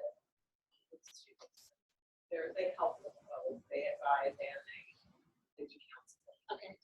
But then what we're finding is we're probably with social work, but then also work more across the district. And that's what we need. We need this, right. We need the social work part, but unfortunately, the other is tech. Yeah, I don't know, it's really 2 separate issues. Yeah, it I is. don't think I'm weird, but I'm just gonna walk because my steps are not in for this hour. This is like a really important thing to me, so just ignore me. I hear you. Awesome. Mine was. Get up and walk with me, come on. It's time for a stroll. Go for a stroll. Your turn. For career cruising, we had Steve Wyckoff and Mike Seamerston up on his hand for our last January teacher in service. And then for our February in service, we're going to take all the teachers, go up to the Wichita Technical colleges to get the teachers to see what it's all about. And then we're also going to go to the team building. To the what building? The movie for team building. Hey, What are you gonna see? I don't know what they're gonna see. They're gonna. anything to be great? They just said that we're gonna go to. You should watch Paper Tiger. I can check. That's a movie. Yeah. You can rent a theater and have to play. Yeah, I guess you have to purchase it. Wait. Rent from that second. Yeah, we have it. You do. We're showing the follow-up to that on February 6th. What is it called? I don't know, I knew you'd get it. Let me see if I can find out. Okay, Holly. Just one thing that we are doing, we got a grant from, I think it's from our city, I'm not sure that, but we did poverty simulations in our 2 title buildings this year, and we're doing it in our remaining 4 schools. We're gonna have 3 additional poverty simulations next year in the fall, and then 2 in the fall and 1 in February. So that's great news. I think wonderful experience for everybody and the community people that assist as well. Then kind of something that we've been talking about, and as we're going to different conferences and listening to Melissa Bass from the State Department talk about acceleration in math. I went to the regional math conference the other day and sat in on the administrator session. And one of the 3 topics that we spent time on was that discussion about acceleration, kind of like what Monty was talking about. And us just really going back and seeing if we need to revisit what we're doing. We currently have in middle school a 6th grade general math class, then we have a 7th grade general class, a 7th grade accelerated, which is 7th grade curriculum and half of the first of 8. Then we have 8th grade general math class, and then we have 8th grade general, and then algebra, and then the second half of 8th grade. So we are compacting, meaning our kids are not missing any of the standards or the concepts, but the issue being, and from her conversation with us, was really taking the time to dig deep and spend time. Well, there's 2 issues right now. When you're compacting, you're moving through stuff quicker. And the second issue is right now, and this is my opinion, that with the college and career readiness standards, yes, we've been in them for a while, but kids are still coming to each grade with gap. So not only are we compacting, but teachers are having to also front load or reteach or actually teach concepts that the kids need before they teach the skills that they're supposed to be teaching. So the time is an issue. You know, they don't have enough time right now, in my opinion, to dig as deep as they want to. Yes, I think in a few years, once the college and career readiness standards have been in place for a while, that the gap issue hopefully will go away, but we're still compacting. So we have to have that conversation of, is that what we want to continue to do? And then the other thing that was kind of not an aha, because I think I knew in the back of my mind, and I feel like we do a good job of this. We have criteria that kids have to meet before they are allowed to take the accelerated route. Parents have to approve it. The kids have to be willing to go that extra mile as well. But maybe what she said is about 10 to 15% of your kids should be in that accelerated path. Of course, you're gonna have outline classes where some are lower, some are higher, but on average, that's about it. So, you know, you're looking at scheduling every year being different, where one teacher may have one algebra, one class, and the other teacher, and then one general, and you see what I'm saying? And another year it might be 2 and 2, and then another year it might be 0 and 4. So you have to figure out a way in your schedule, like we have an A team and a B team where those math teachers can have some flexibility in there, maybe of sharing kids from different teams and such to meet that need. Otherwise, you have to keep it, every teacher has to have 2 and this one has to have 2. Otherwise, you have 30 in this class and 8 in this one. So those are just some things that we're kind of running through my mind. Can you share your criteria? Yeah. I'd like to. Exactly what I want. I'd have to go back and look because we kind of revise it. We use the NWA RIT. There's an Algebra 1, a RIT score that you're supposed to be at if you're ready for algebra. Now, NWA also has an Algebra 1 assessment that you could give and use that for criteria. We use teacher observation, and then we have grades, and then common assessment if they're giving those. So do you accelerate at 7th grade, like compacted course there, and then they go into algebra 1? Yeah, That's because what we do. we use AGA, and this is our 3rd year, I think, with that curriculum, and it has, so 6th grade is just general 6th grade, Right. and then 7th grade, they either go into, so that's when we determine if they're gonna go which route, which you're kind of tracking, but they either go into 7th grade general Right. science, which is, math, and they're just getting 7th grade curriculum, Right. or you put them into the advanced track, which is 7th grade curriculum and half of 8. Yeah. So you're compacting. Then when they go to 8th grade, It should be out. it's either 8th grade or general, or it's the book is set up this way where it integrates algebra 1, and then your 8th grade concepts are embedded into that same text. It's not. The other nice thing, at least with our curriculum, is let's say they go to high school and then they don't meet the criteria. They have to repeat algebra. They have a different AGA text. They're not going through the same text, which in my opinion is a good thing, because kids are like, oh my God, I think we had to do the same thing last year, which is discouraging. And then of course, in my opinion, they're okay. So you get, I'm correct, because something else caught my ear. NWEA through the middle school. We do we used to do it second grade through 10th. Okay. This last year we dropped it in the elementary because we feel like we have enough other types of data. Okay. Except for at one of our title buildings, they chose to keep it, which is fine. So at middle school and high school, we're still Not doing ACT Aspire or any of those.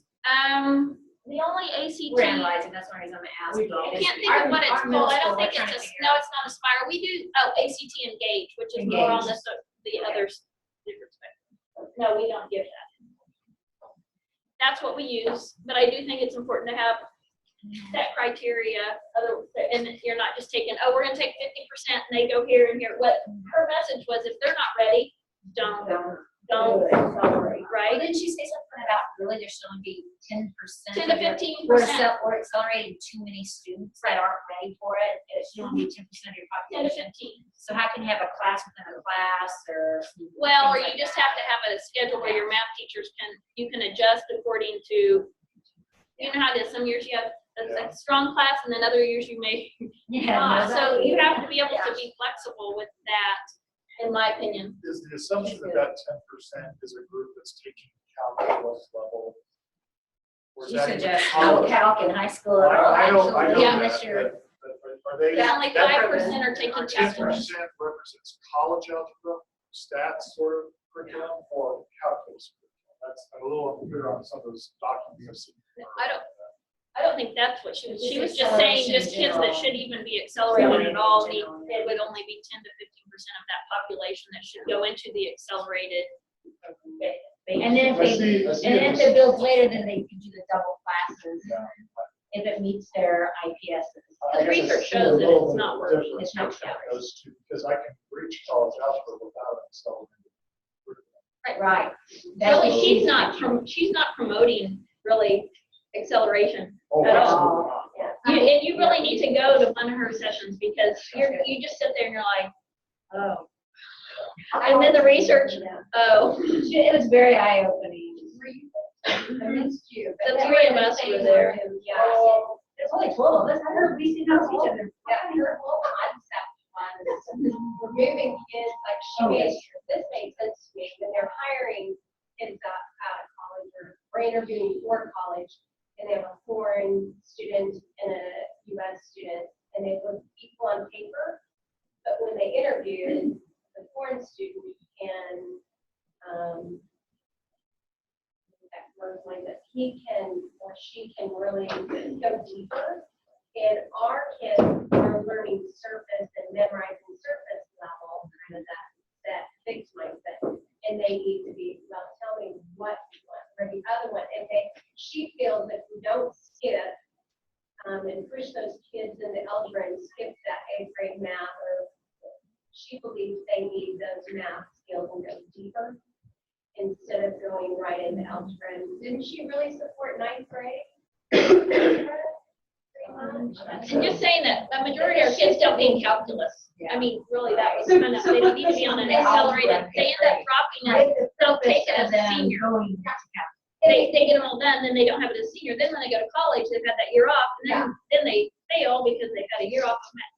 And they show the research that those that did do algebra in 8th grade and had good math earlier, it did not help them continue going, that many of them had to retake algebra again. Is that the actual experience you're having in your students? She said you need to go back and look at your data. I question that data a little bit from the perspective that perhaps we do have problems with schools that are displacing students. Some of that's generated by parents' perceptions. I get that, but not. She said to look at your data. Yeah, and I don't know if you want to upload when she shares those PowerPoints, or she's going to offer to get in the fall, but she really addressed the parent issue too. And the PowerPoint was very powerful. She would talk about how, what you can present to parents, and they kind of go, oh, like the common sense teachers now. It's not watered down. It was very good. It was very good. But not to belabor this, but I think part of the issue with that is that you still have a scenario where there's a compelling argument or belief that it's better for my child to take that math class with a high school teacher in own location, a safe environment. That's the challenge in some respects. I hear that a lot. I'd rather have my senior take it with a teacher I know will support them, even if it may not be the best experience. I'll tell you what I think from a parent standpoint. I want my kid to have relevant math. Like, I am so appalled at what my college age kids who were in high level math cannot do to live. Financial literacy. She did talk about It was unbelievable.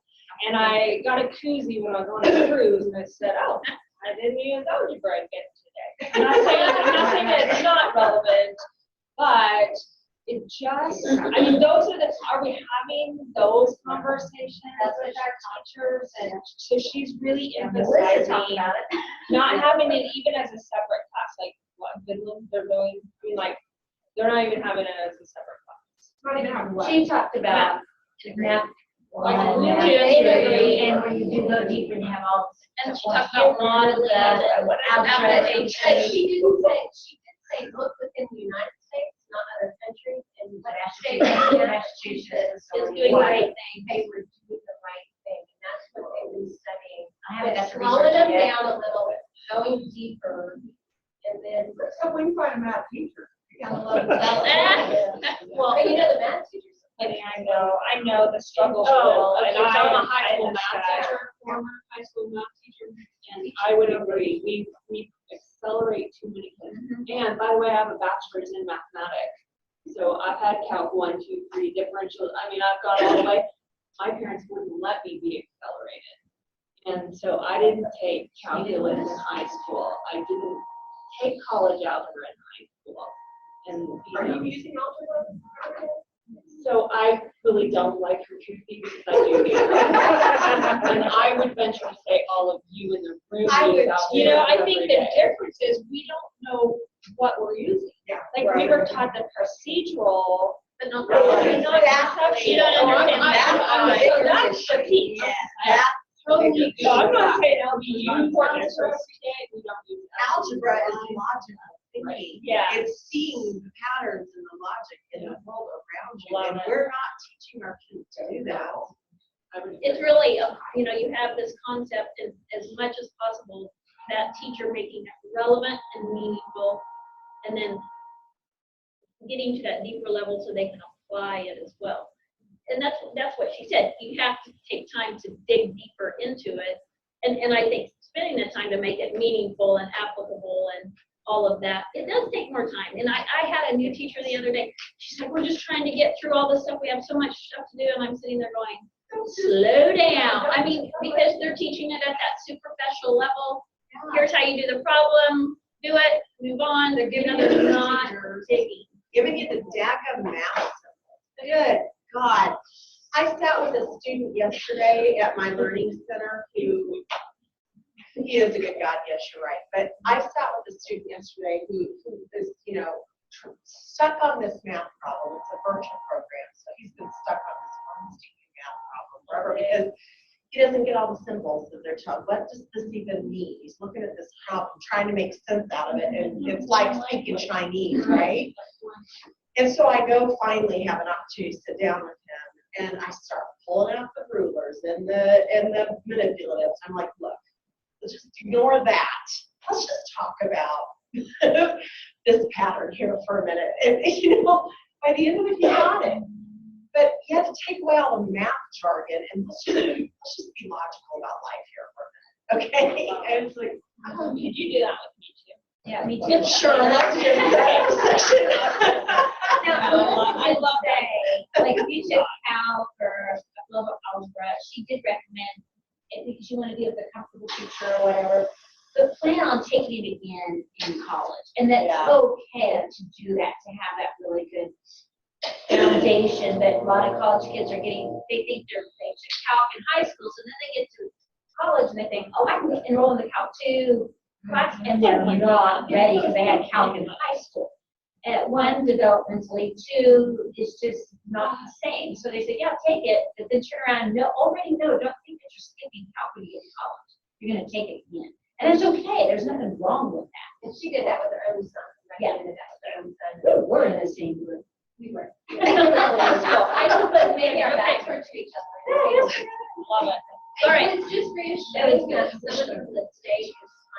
They're gonna do 6 of these. I love it. Okay.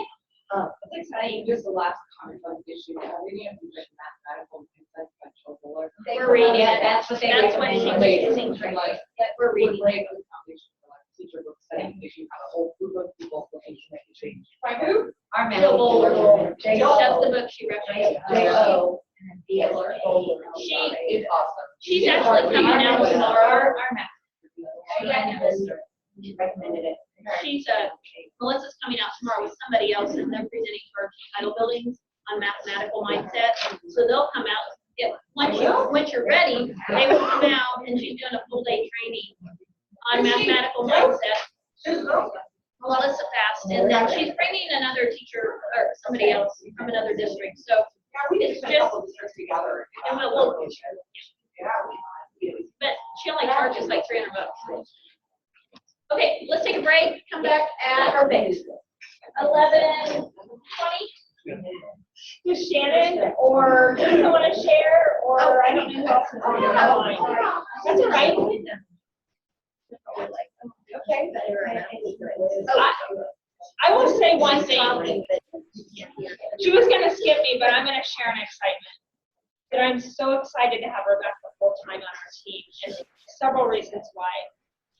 We were intentional about hiring someone that was not an educator. She has a lot of education, like courses and stuff, and background, but she is going to help transform our learning centers and really bring in the community, and also continue to provide professional learning in that area because she's lived it And she understands it better than anyone that just wrote a book about it. Oh, she lived it. She's amazing. And the second, I just want to share one more thing. It's a book called 4 Disciplines of Execution. It's not really a great read, but I will tell you, I'm just being honest. It's kind of fun read. Myself, and I haven't executed enough time to read it yet. Okay. So, 4 Disciplines of Execution, you know, we have wonderful strategies. All of us do. We come up with these amazing strategies. And the thing about this book that is changing, it's part of our leadership series, but the thing that we're using it also with accreditation is actually executing it, and not just a small team executing it, every individual. And you can use it even for a small little project such as your parent night or student-led conferences, just to kind of test it out. Like Teeny, you're taking it a lot larger, like you're taking it bigger. You don't have to do it that bit. Like, that's awesome that you guys are just committed and you're moving forward with it, with the individual commitments. But I'll tell you, every project or every strategy we have used it with, the results have been like quadruple. We're using it with the Ruby Paint. I'll give you one like concrete example. We're using it with Ruby Paint, and there's another, put a comment after Wednesday, please. That will drive some people crazy. But Ruby Paint, we had 40-some people signed up, and this is from every service center we're putting her on in March 8th, so make sure you grab one of these, please. We had 42 signed up. She's not cheap. So we set a wildly important goal, which is part of this process, to reach 500 participants. I mean, we have several weeks to go. We're at 497 because of this process. It will work for any little, it will work in a classroom, it will work, do you care if I share that that's the approach you're using? Isn't it? Yeah, absolutely. Like the individual accountability, and we do it every week. We have a wildly important goal meeting every week, and it's like, what was your progress last week? And what are you committed to doing this week? 1 to 3 commitments, your choice. As long as it aligns with the goal and the lead measures, you do what you want. Amazing things are happening. So I will tell you, we are going to put on workshops. I'm not here to like sell. I know we can be seen as selling, but we are going to put on a workshop. It is powerful. But get the book, read the summary. And not that good of a read. I'm just being honest about, I didn't think it was a fun read at all. Yeah, one of the districts that were part of study Ruby Paint, the one thing I walked, they made all new. One thing I walked away with it was, the thing that stuck in my mind was during the parent teacher conference, they talked about how low income families, their children are their most prized possession. I mean, not that we don't love our kids, but we have vehicles and houses and other things as well that people kind of prank or whatever. I'm making that sound worse. But anyway, that is their prized possession, is their child. So when we're talking about their needs at conferences, you're really saying, man, this house needs a lot of you really need to remodel, or your car is a piece of crap. You know, that's what they're hearing when you are, so it just really addressed how to be very careful and with your words and conversations. I just thought that always stuck with me, and I shared that with teachers because, you know, that's why some don't come to you, because they don't want to hear that's their one thing they've done right if they haven't done anything else right in their lives. And so I just really, I didn't have to read it, but I loved what they presented. So yeah, if you haven't signed up a team, I mean, we're getting close. Just get a team. And we're really wanting community, everyone. Like, this is a community effort. This cannot just happen with schools. We need to talk about moving it on into Bridges of Poverty instead. We've done, that's been around a long time, but the bridges is where Rebecca and all her stuff. Okay, so I'll just let you know, if you're a member district and we work with you, and even if you're not, but she'll be here. That's her support, and that's probably the curriculum or the process that they'll use for building communities. She's not just gonna focus on each and just one, just the kids coming in to get a graduate or a diploma. Guys, this is just a quick question, but does 501 cover reviewing or not? Oh, yeah. Definitely. It does. Okay. So the other thing, I do need to just share this. Kansas Can Symposium, that's made up of practitioners. This is all hosted by all service centers, not just as staff. So get signed up. If you have something you want to showcase, let me know, because we want more practitioners sharing their story. What's actually happening in the schools and districts, not some theorists, but really what is making a difference. So with those 5 board outcomes, let me know and I'll get you the proposal. And please sign up for that as well. If you can't pick a team, it's going to be great. And the State Department will be there the whole time as well. Like, it's a join with all service centers. Okay. We want to see if Shannon, did you have something you'd like to share with us? Went on her break. Teresa?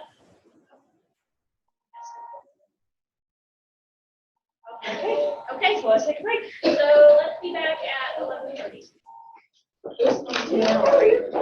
Hey, Mindy, come here.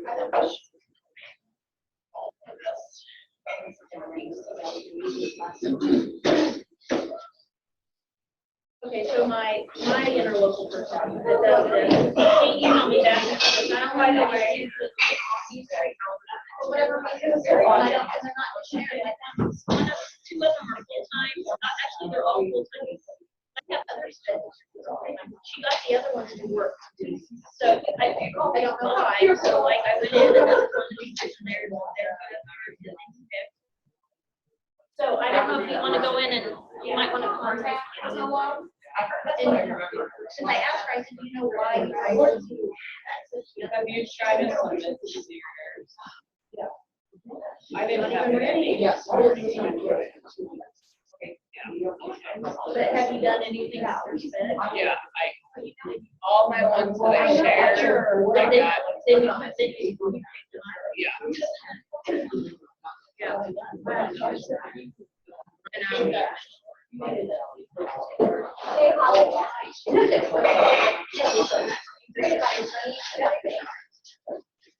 Yeah, I would love to see Ashley do the outcome too. So that would be.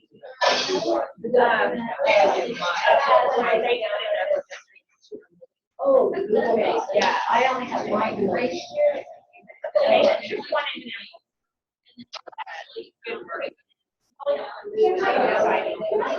Our strips. Absolutely, yeah. Oh, thank you.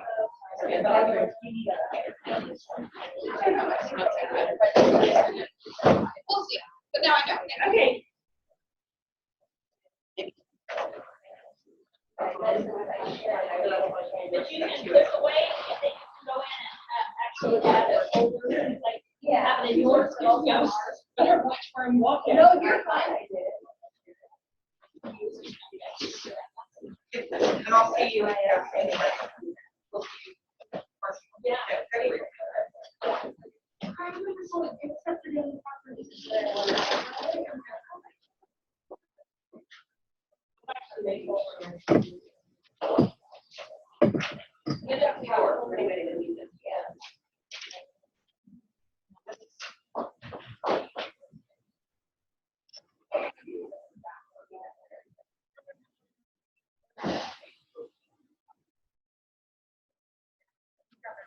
No, we can go shop while you're doing it. If I take myself out.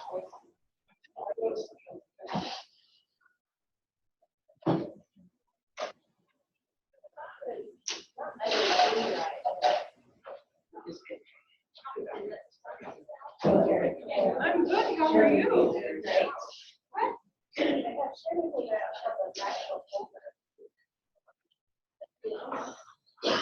Well, no, this is like all my night.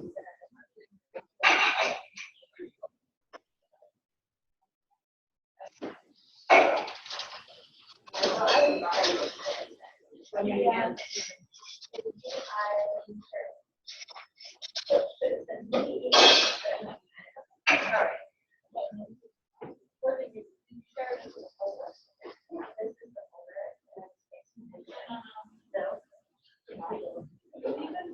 Kindergarten, I think. Oh, okay. But, let me see if I can just move it. But you, I can, did you share it with the group and give them, I just gave him a link. you guys? I gave him a link.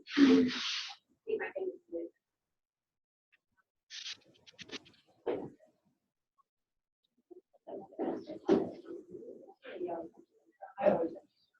Yeah.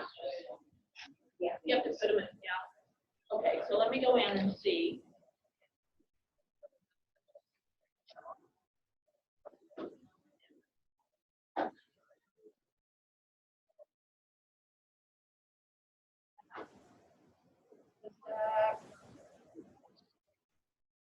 Okay, so where, yeah, I'm not seeing your folder anywhere in here. Did you put it in the?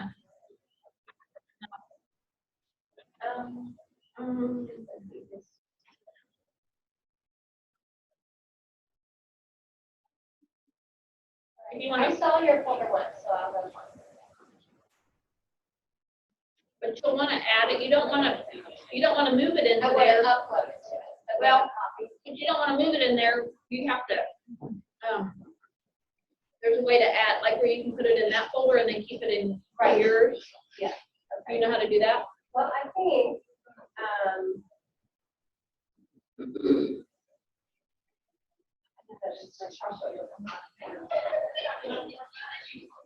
I'm trying to do it from here and it's all grayed out, so it must mean you have to do it. I'm gonna go to the bathroom.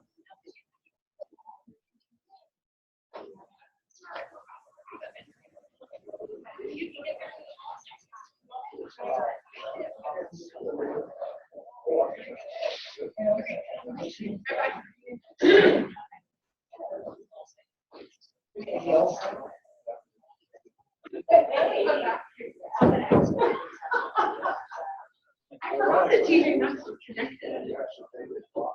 We're gonna get out there and see you later. Good. I'm gonna do something with you guys.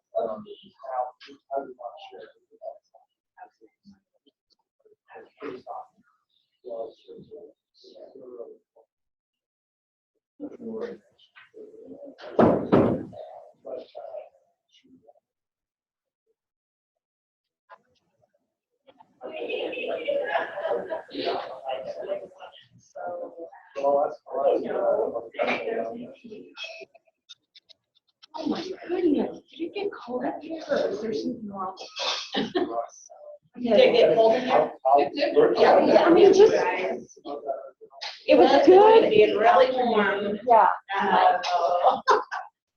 No, and you heard it kick on, and I said, that feels like air conditioning. So I'm glad that you were ordered something on. I wondered if Mike or if somebody next door messed with that. This room and that room used to be connected. I don't know if they still are. We've had some changes, but, and I thought, I think somebody else pushed it. I think here pushed it. I won't know if it's right or space. Some of them have already accepted it, like I said. I feel like I'm going through some changes.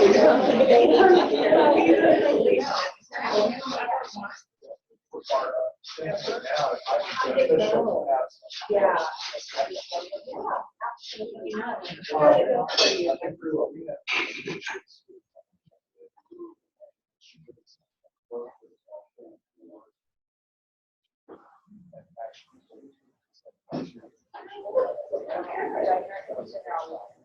Really looked at the data card. Awesome. She's coming to Armstrong on Tuesday. I think would bring her into stuff like that. Do. but that's exciting just to know because I didn't realize it was on that. Yeah, I mean, I knew your experience. Yeah. I love it. Some of our hearts, and in fact, I got some of our children. I say from him. I did wonder. Great.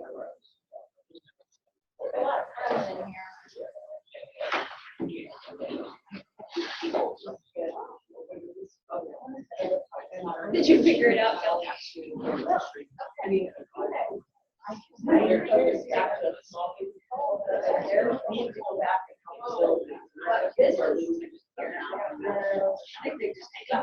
Well, yeah, and then,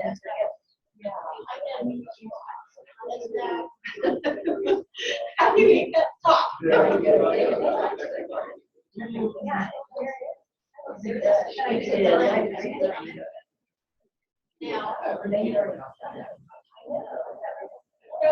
Yeah, I know. It's easy, there's so much. There is.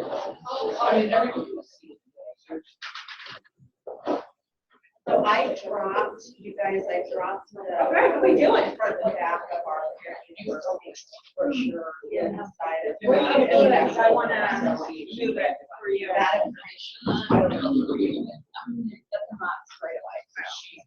So I'm just gonna move this. Resilience. You asked me to follow up to Paper Tigers. Resilience. It's called resilience.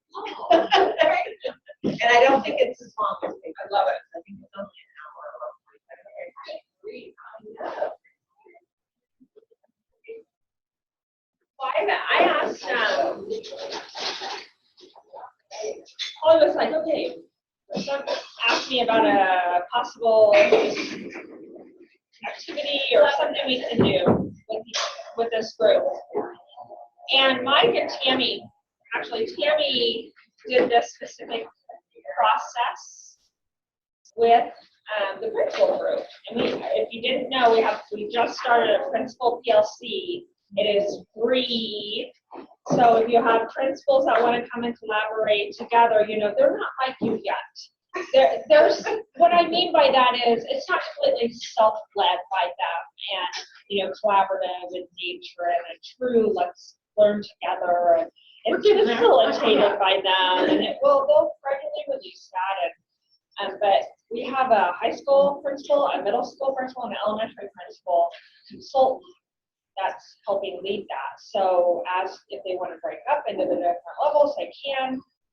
It's a great resource for your team. So if you don't have principals coming, please consider that. And for member districts and non-member, right? Yes. Okay. So we're not being discriminatory. We're not being discriminatory. Awesome, I love it. But I've asked her to come in and share this because I heard several really amazing feedback from those leaders after this process because it's something that connects to our inspired leadership work, but it doesn't use the levels. So there's no prerequisite that they have to have any information about the levels of energy and the engagement work there. So it's a tool you can go back and use if you choose. So get you up because I need you to be my participant. So Holly, you would start and number off 1 to 5. 1, 2, 3, 4, 4. 1, 2, 3, 4, 5. Okay. 2, 3. Okay, so we'll make her a 4 when she comes back. Tell her she's a 4 if she comes back. Okay. So I hear you. You got you. So I need you. Here's how we're going to do it. I'm your principal. You're my teachers. Okay. And I'm the principal of the K-12 because I need some elementary, middle, and high. So I need you to be all over the board. But we are going to just jump into the deep end with the Kansas Can Vision. And that schedule's out the window. We're going to figure this out. First grade may look very different than second grade, third grade, middle school, everything we've known in the past. We're going to figure out a schedule that works for us, and we can do what is going to work for our kids here in this town. Same thing at the high school. I kind of just want to set that's where you're up in your head. So I need you to go 1, 2, 3, 4, 5. Go to your place. No, you don't need anything. Shannon, do you want any, what can I have Shannon do? Just so- Yeah. Sorry. Shannon, I'm gonna just have you, not really have the engagement activity if you don't mind. I'm gonna be like one to join virtually, but just the process. All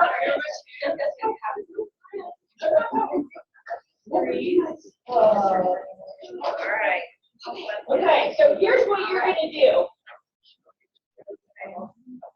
Yeah, just gave you a couple copies of the same thing. What you're gonna do is based on that information that I just gave you, and we had a big, long, lengthy discussion about that, by the way, and all the parameters of that, and you're gonna have to pretend with me there, is I wanna know what your response looks like, you 3 teachers, from that perspective.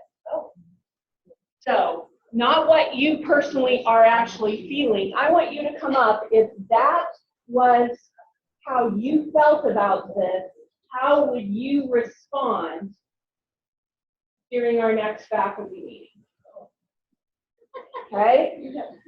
So I'm going to give you here 2 minutes to talk as a team, because you're going to act that out or tell us what your response looks like given the information in front of you. To the prompt that we need to do the schedule. To the prompt that we're throwing everything we've ever done out the window, okay, and we get a build from scratch. Okay? So we're choosing. No, so this is you, that is you. And how you respond to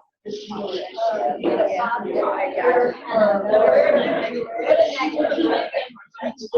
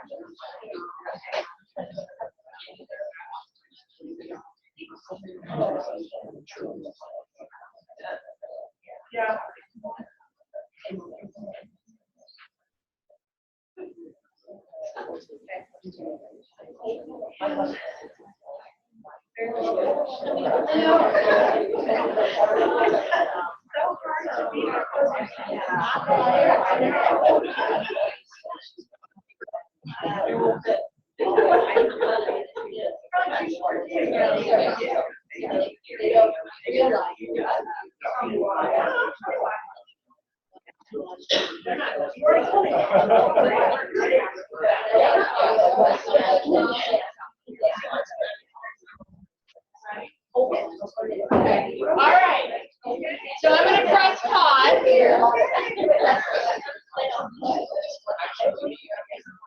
Okay, I'm going to press pause, and hopefully our first group is ready with their response. Right? You guys good? Okay. So they show up at the next faculty meeting with a paper bag on their head. Yeah. I can't do this. What do you mean? I don't want to do it. I don't know what's wrong with it, but I don't know. Okay, so we do actually. Scaring me to death. How much professional learning am I getting?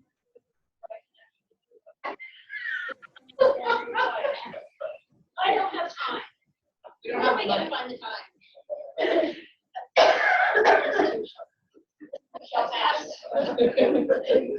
Okay. And if I would add one thing that they maybe left out, they didn't have any choice in it. Somebody else is forcing this on us one more time. The leader said, I have to do this. Okay, this group shows up with their boxing headgear on. I'm not doing it. Why would anybody want to do it?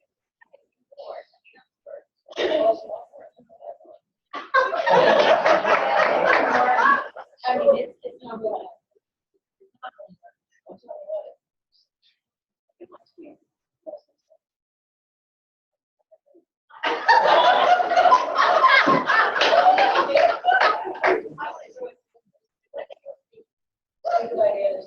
totally ridiculous.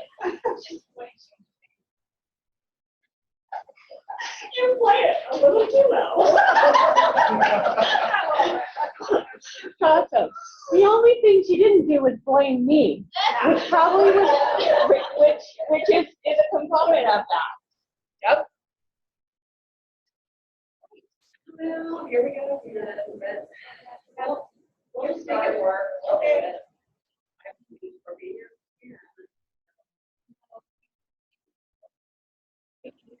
figure it out.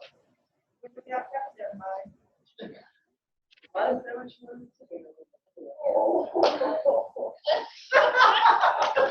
I forgot to tell you what hat they showed up with. They showed up with their sun hats on. Okay. Great. They nailed it. But, yeah, I'll do it. What do you want me to do? When do you want me to do it? How much do you want me to do? Okay. And you guys showed up to the party, to the faculty party with your fireman's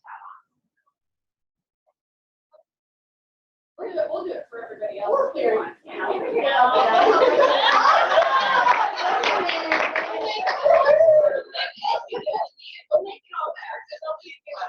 Oh, perfect.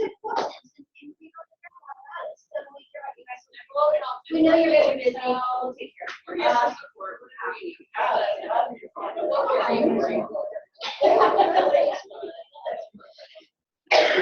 All right. And I'm so no, I'm scared. You're starting at the last minute. And our last group here showed up with their baseball hats on. Are you ready? I am so excited about this. You guys have got this. We've got this. Everybody needs to go get your pom poms. You've got a cheerleader out there, bring it too. You are the perfect group for this. Are you with me? I'm with 100%. Yes, about this. This is exciting. It is. Exciting How time. exciting is it that the administration trusts us enough to help them design this?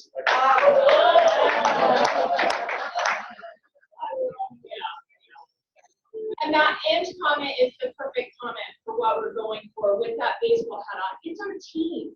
We're in this together. Don't get me wrong. I want to help and care for others and do it for them. But what happens to that group of our faculty members that do that? That fall is hard and fast sometimes when we're always doing it for someone else. But when we're doing it together, where does that get us to be? And the nice thing, well, go ahead, you can come back and sit down. Very good.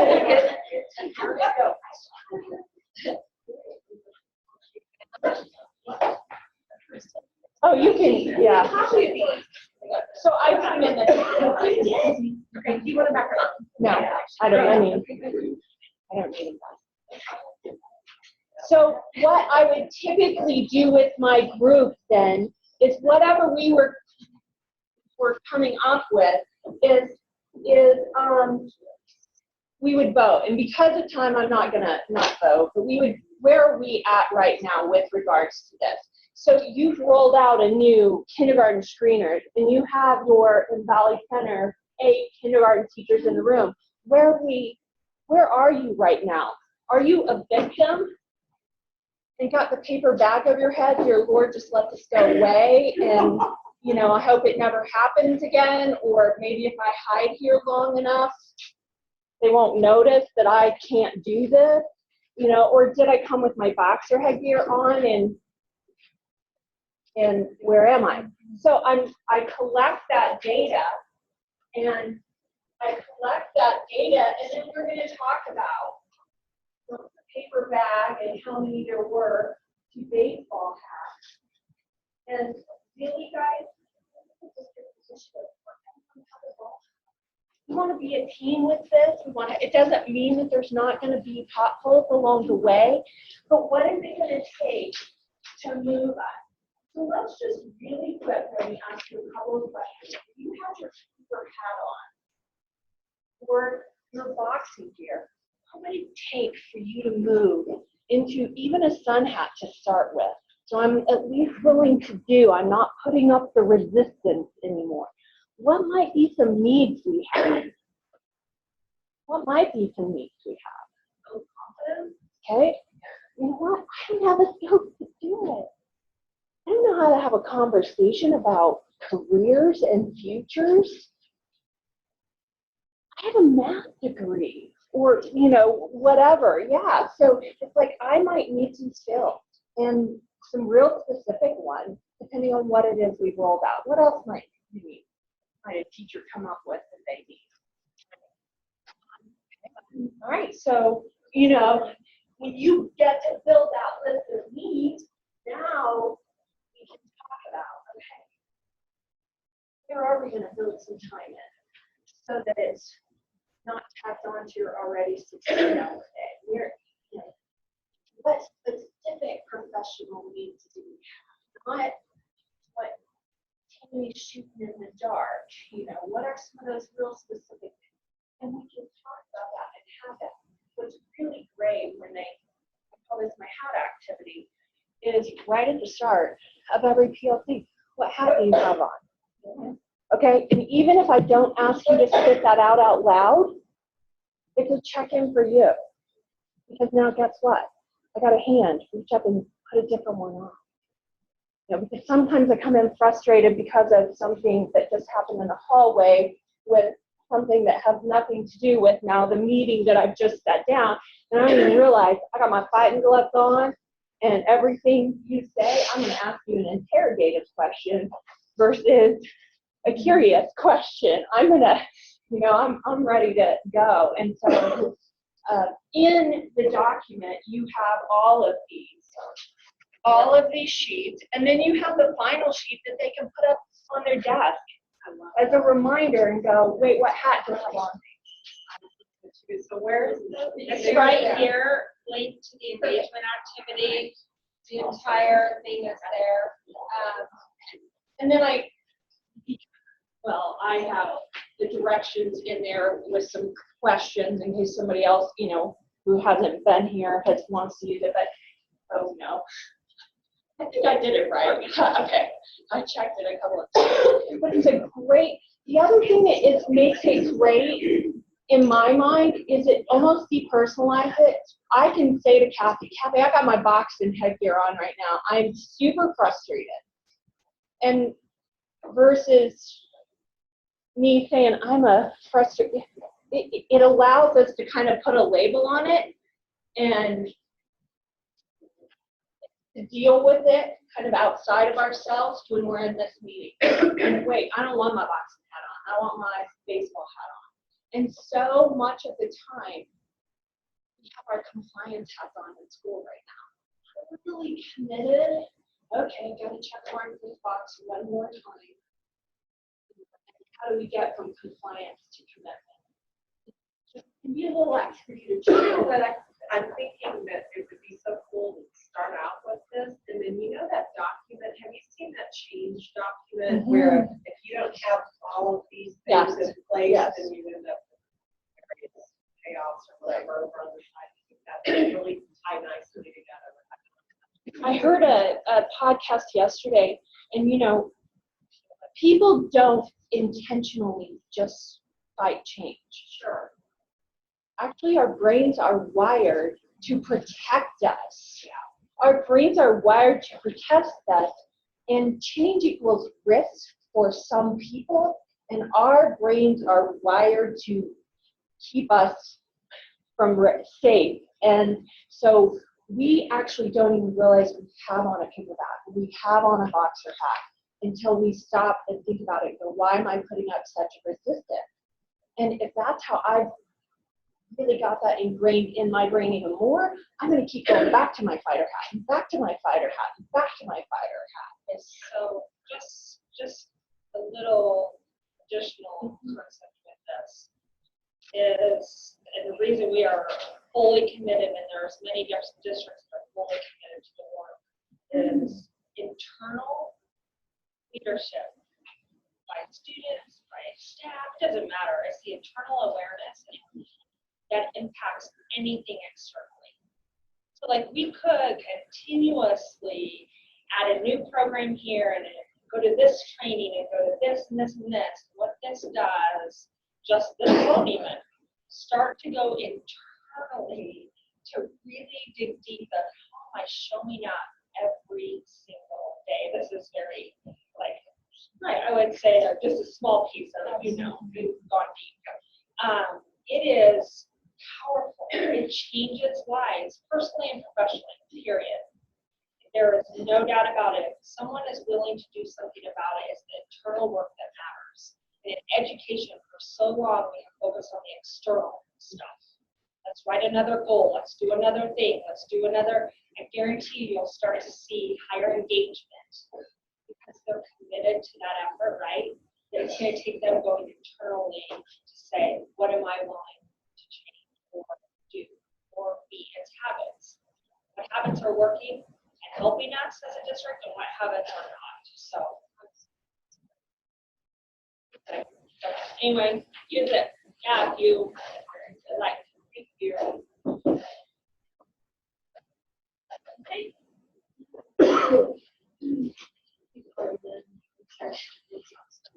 So, yeah.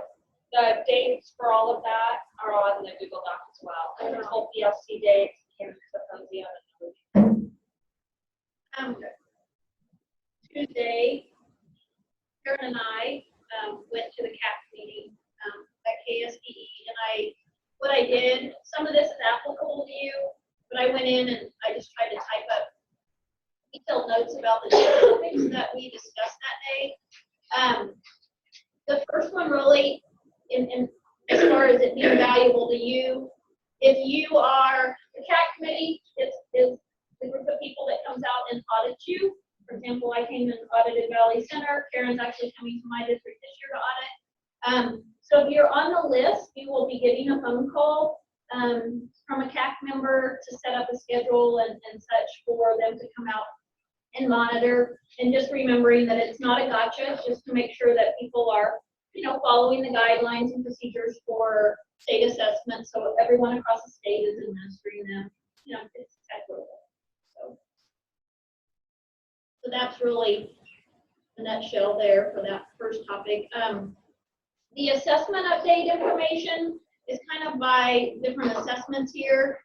They did a study with ACT to see the alignment piece. There will be ACT information under table embedded in the report as far as the performance level in which a student scores and kind of what range of score that they anticipate they would get on the ACT. The one thing that they did say, because our assessment is not really well, I don't want to say there's not a lot of English in it, it's more of a reading assessment. So when looking at that data, the English information is not quite, they didn't feel as accurate, but the reading is. So you'll see that, and I put a sample report in here, and there's also kind of a summary of that research that was done as well. So here's the report sample, so you'll see it. I think it's on the second page at the bottom. There's a table with ACT information. And then here's the document that they went through that kind of discusses the relationship between ACT and the CAP. Science, just a reminder that, let me go back to ELA, this is and math.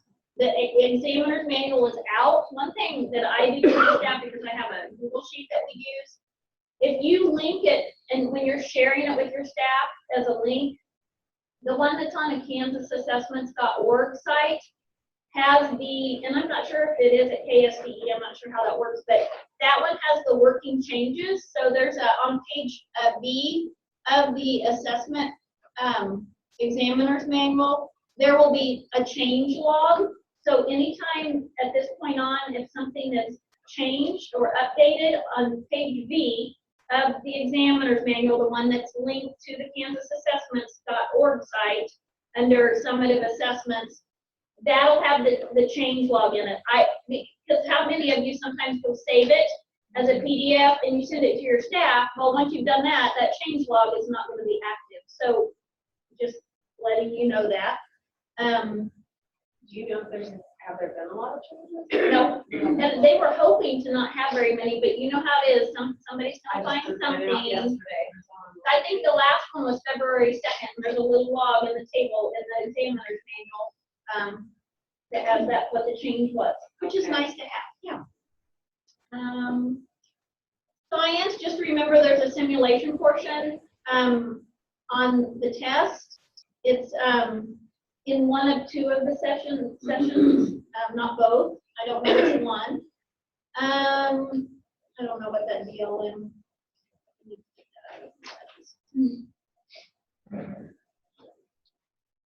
It'll be a field, that portion of the test will be a field test for science. The other part, they will obviously be doing standard setting in May.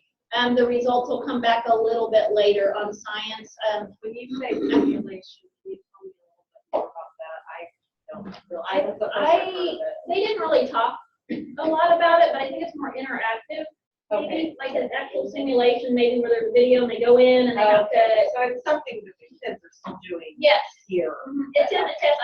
But they honestly haven't really talked a lot about it, and there might be more in the manual. Okay. Honestly, I haven't read, but it won't be part of the scores this year. It'll be field tested. Okay, all right. You think it'll take them out of that test, like take them to a link and like look at just look around the room?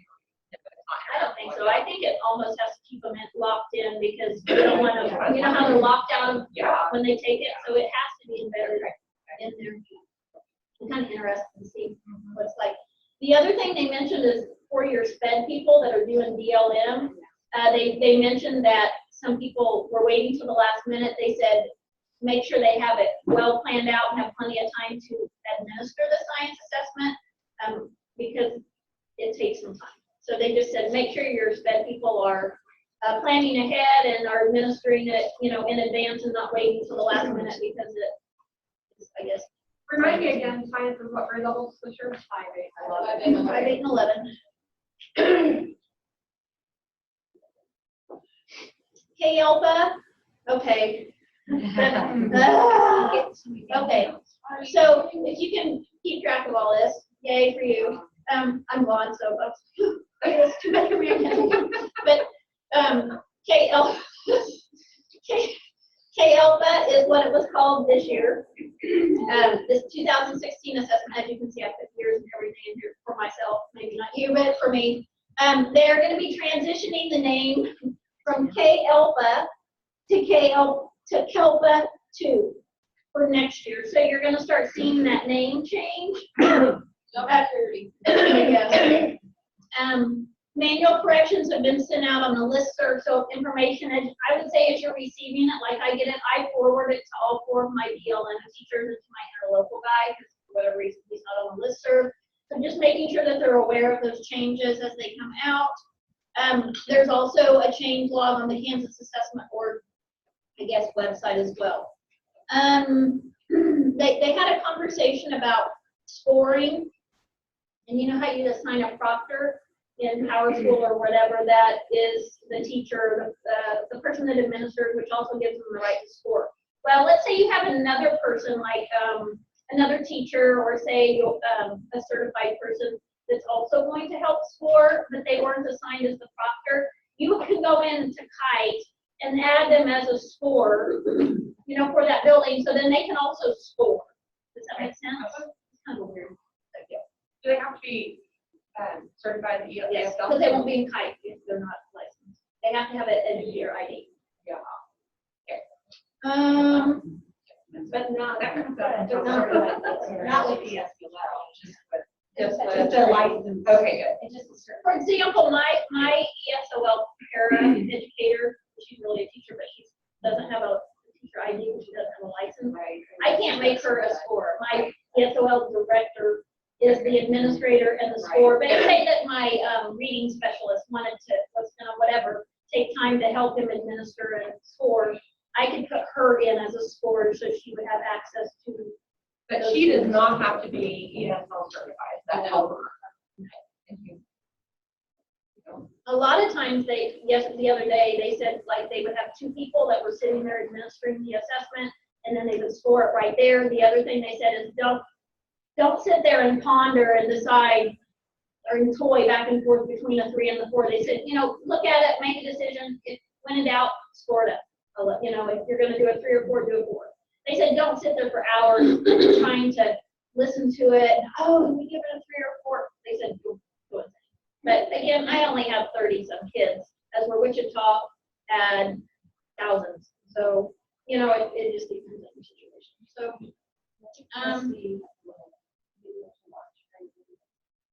yep. Building and test coordinators and district test coordinators, I don't know why I have this under just CALPA, but are the ones that can access scores. I guess that would be for KLPA, I'm sorry.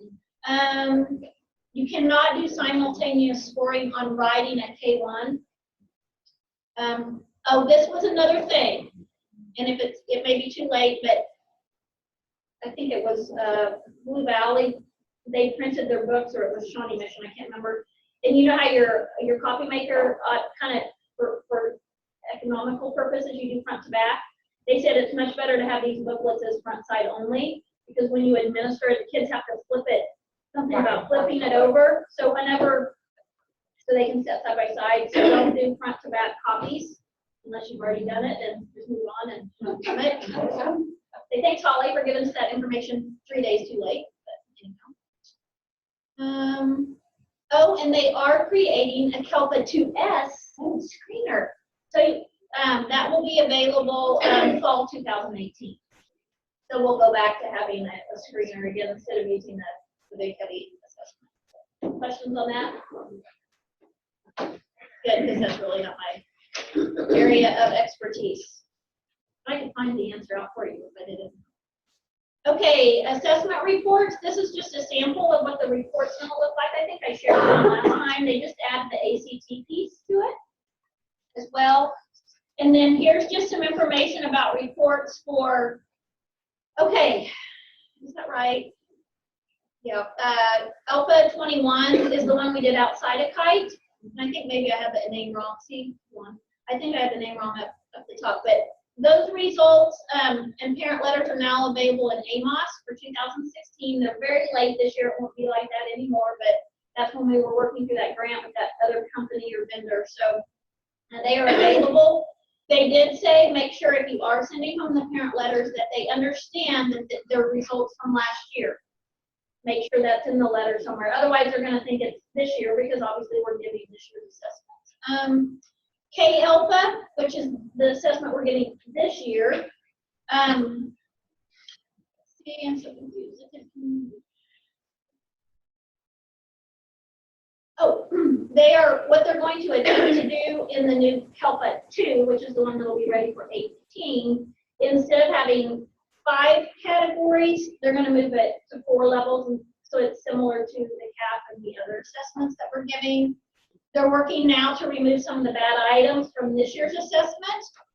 Then they'll be doing some standard setting in the summer of 2018. And scores for 2017 will be available much sooner this year than this last year. So I don't have a specific date, but just so you know, they won't be near as late as they were this year. KITE portal. One thing that what they did is ask people if you could change one thing about the KITE portal. Those people stood up and shared. I didn't type what all of those are, but just know that they're working to continually improve user friendliness of the KITE portal, and they're pretty good about taking the suggestions if they're doable and making those changes. Kids, there was a gal that kind of talked about kids and issues and recommendations by CAP. Some issues with interim and task records and exiting. There's been a few issues there. And then they talked about removing the single proctor entry and entering it through rostering. So none of those things have occurred, but those were a couple of the things that they discussed. Here's the thing about the KLPA speaking and writing responses. Don't spend a lot of time trying to decipher between a 4 and a 5. Go high. So I just typed exactly what he said. They didn't have a meeting for TAG.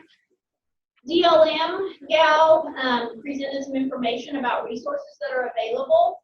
PBS and the Iowa Department of Ed have developed some training videos on instructional strategies for those teachers with students with cognitive disabilities. The link is there. Then down below it says the topics that are covered and how many videos there are for each of the different content areas. Then at the DLM website that we utilize, up at the top there's a tab that says professional development or PD, I'm not sure what. And there are instructional modules there that those teachers can, if they want to, go through. They wanted to let you know that the blueprint for DLM is in the user guide in the Kite portal on pages 77 to 80. They are seeking out some volunteers to get some writing samples. If you're interested, the description is there, and then you can take the online survey. The other thing is, they said just making sure, what they said was, you know how it used to be, is that like 1 or 2% can qualify for the DLM, otherwise you get nicked for it. They said make sure you identify students correctly, and those who need to take the DLM need to take it. They said if you happen to go over, that they're going to deal and manage that on their end. So that was just kind of a message from them. If they qualify to take it, they need to be taking it. And then it said, please do not test 9th graders, just 10th in ELA and math, and 11th in science. I think sometimes those teachers get confused, or for whatever reason get left out of the loop, and they're testing the grades they used to test. So just make sure that they're testing the same grades as everybody else does. Interim, they're just talking about, they've been collecting information and data. So far, 90,000 have been completed. And then they are adding mini tests as we speak. There is a list on the website. If you go to the interim over on the right, it'll have math and science assessments, those that are currently there, and then the ones they're adding. So those, I'm sure, are the mini tests that if you give that link to the teacher, you can say, currently, this is what you're going to see. But these other ones are going to be added gradually, and maybe some of them already have been if they haven't updated that document. The formative assessment, that's that page that they're constantly building and adding learning maps and lessons and assessments. It's outside of Kite. It's at the kansasassessments.org page. I just tell my teachers, kind of go to that every once in a while, kind of see what they've added. There's really not a lot in there right now, but it's getting built. One concern that came up, but you might just be aware of it, is this year the music contest, especially at the high school, is taking place during the state assessment testing window. So make sure that maybe they for sure remember that and don't test on those days, because huge chunks of kids go. It's just to have it on your radar. Timeline for ELA and math assessment revisions. Okay, so you all probably know that the ELA and the math standards are currently being revised. Late summer and early fall recommendations will go to the state board. Revised standards will be adopted in the fall of 2017. That's when KSDE will start working with districts to help prepare for transition. And then we will start to implement the revised ELA and math standards. They said, hopefully that following year, although you could start earlier if you wanted to, but KSDE will be providing support to districts.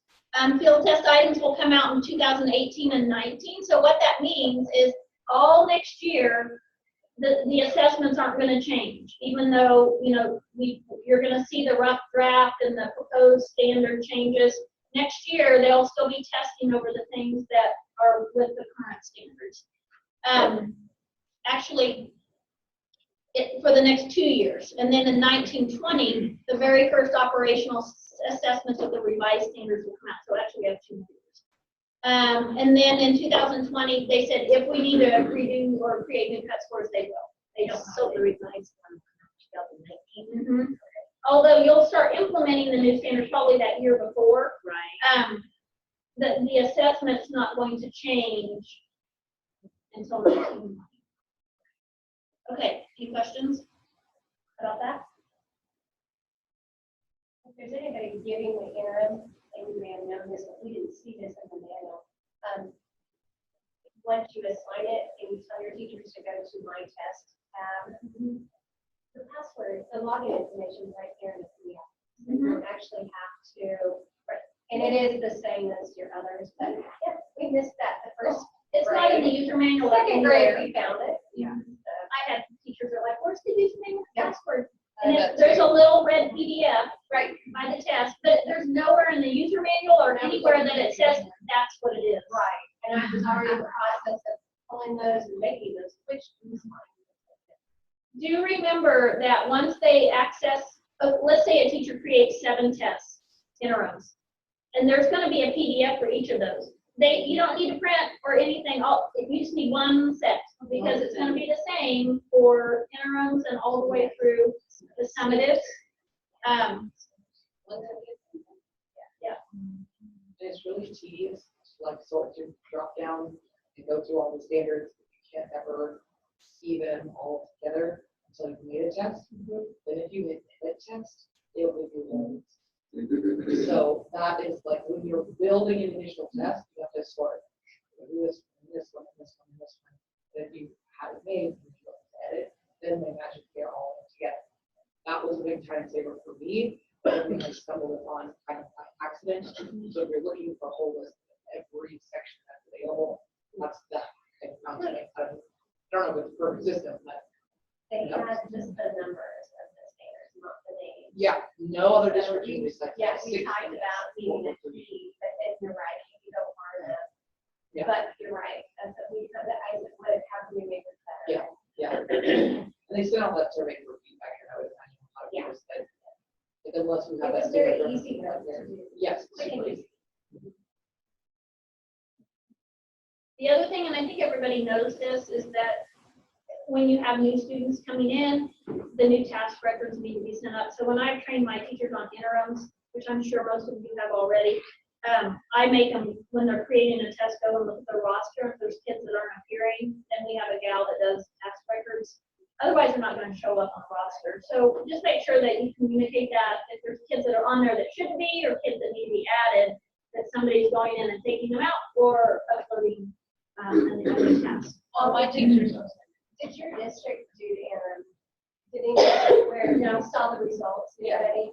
How did just do the results go to the teacher or go just to the? They go to the teacher. Okay. They're on the website in there. I mean, there's a link. It's in their kind. Yeah, you can go to, there's like the create test, there's mind test, and then there's a reports. And so you click, well, it's not, there's reports tab, there's 3 different, so when you go to interims, you've got those 3 things to pick. The third one is your.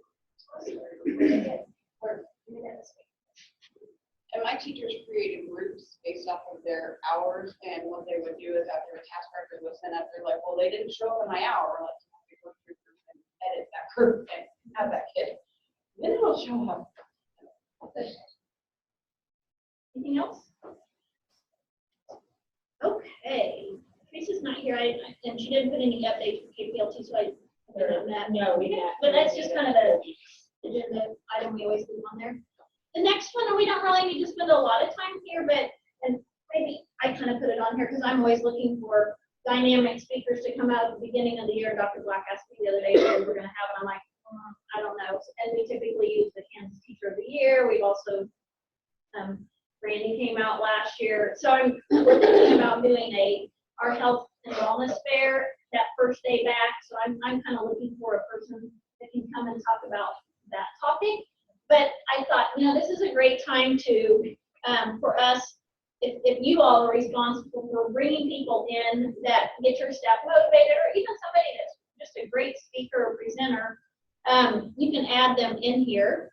And this will just be something you always have access to, and kind of a running record. Okay? So that's there. So just add that. And I will, actually what I'll do is I'll put it into, I'll make a folder in our Google Drive when we get done today and put it in there. It's currently not there, but you can access it through the agenda for at least right now. If anybody has one for like morale, if someone like that, that's kind of like that's education based.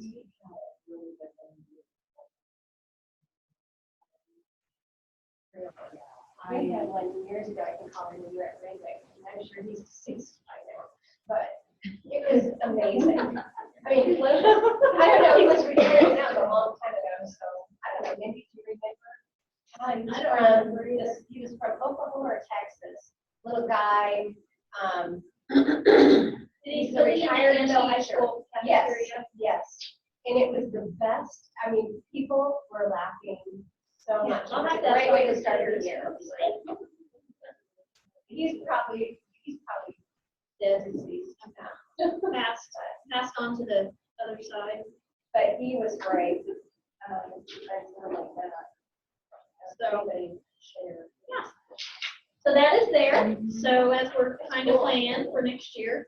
IPOS update. As you know, we have information down below in the collective notes that makes the agenda like 85 pages long. Because I never delete anything. So there is IPS information down here. Remember to update that and kind of put in information about what you're doing.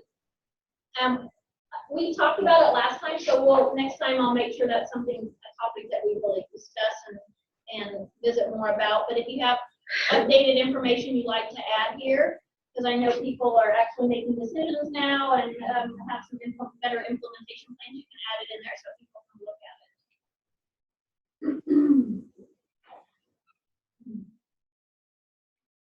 The next part too really isn't, we're not, just because of time and we're running late. The KISA information is here. Many of you have probably gone to the Q3 meeting. I just have my slideshow in there. I will tell you it's very dry and very boring.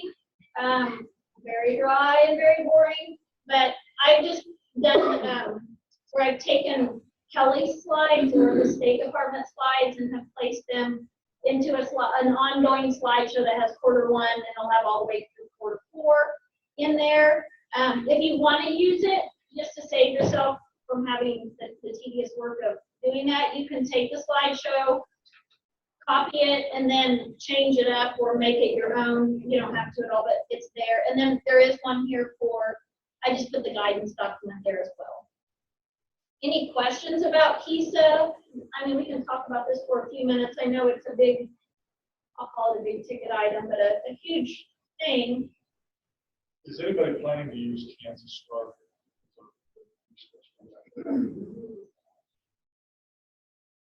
I will I tell went to you. the training. Okay, I'm going to tell you something. I've gone to 2 trainings. I went to one in the fall. Mindy did too. So the gap, Jennifer from Southwest Plains made it so clear as where there were about, how many people were at that training we went to? Okay, 100, I think, or maybe 70 people. Yeah. That trainer made it. And It was so she was confusing, just and it confusing. was So terrible.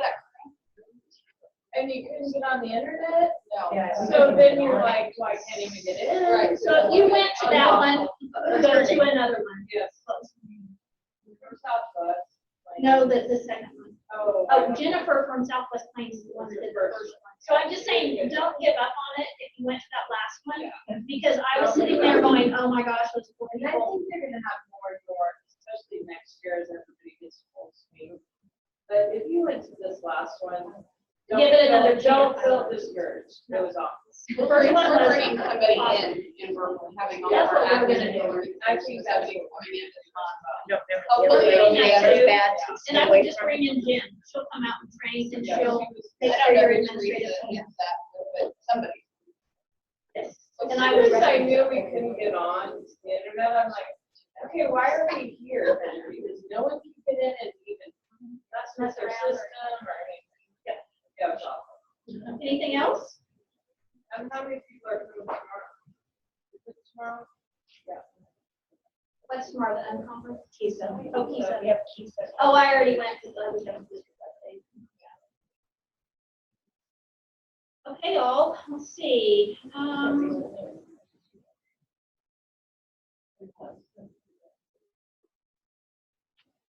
As we're moving forward, what are some ideas for things, and I'll take this out here in a minute, I just want to make sure I have it all down below, but for topics, for afternoon topics, maybe in the next couple of months that you would like to spend some time or have a work session on? Any ideas, thoughts? I just think sharing, especially as money gets tighter, budgets are non-existent. Everyone with that, sharing PD ideas, sharing the speakers, I think that's. Yeah, and Too, about how KAESA can help support that. Because KAESA is all of us services.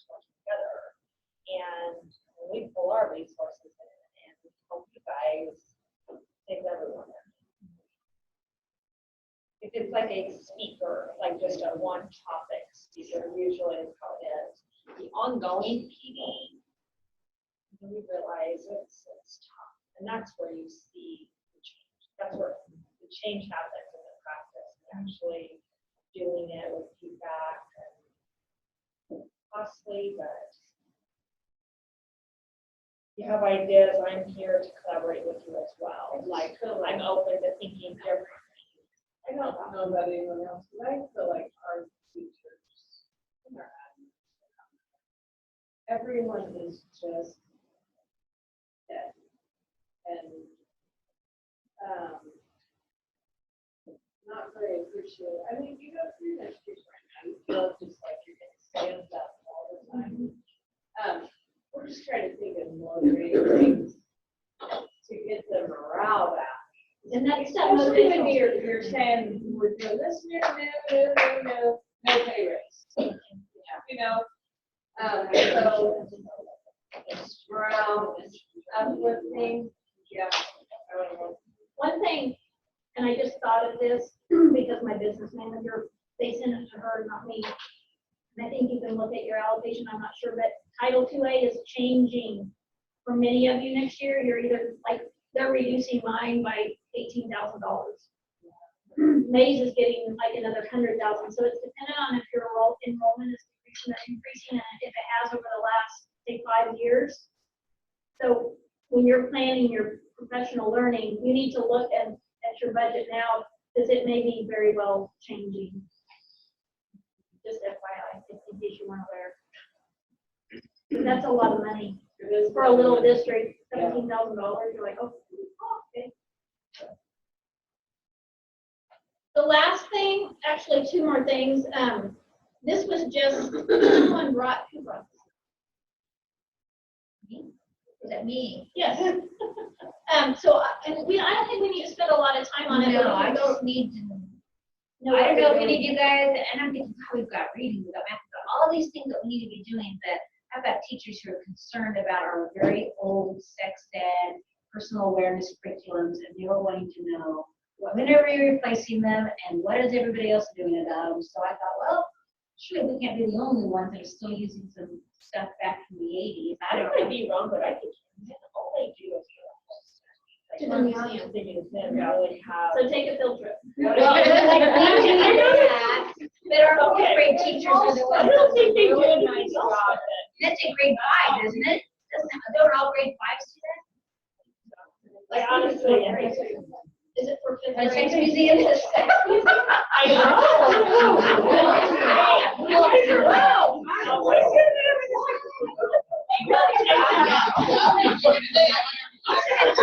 Are you guys how Kansas are you? Because all Kansas fifth graders from the 1970s on have gone to Halston. No.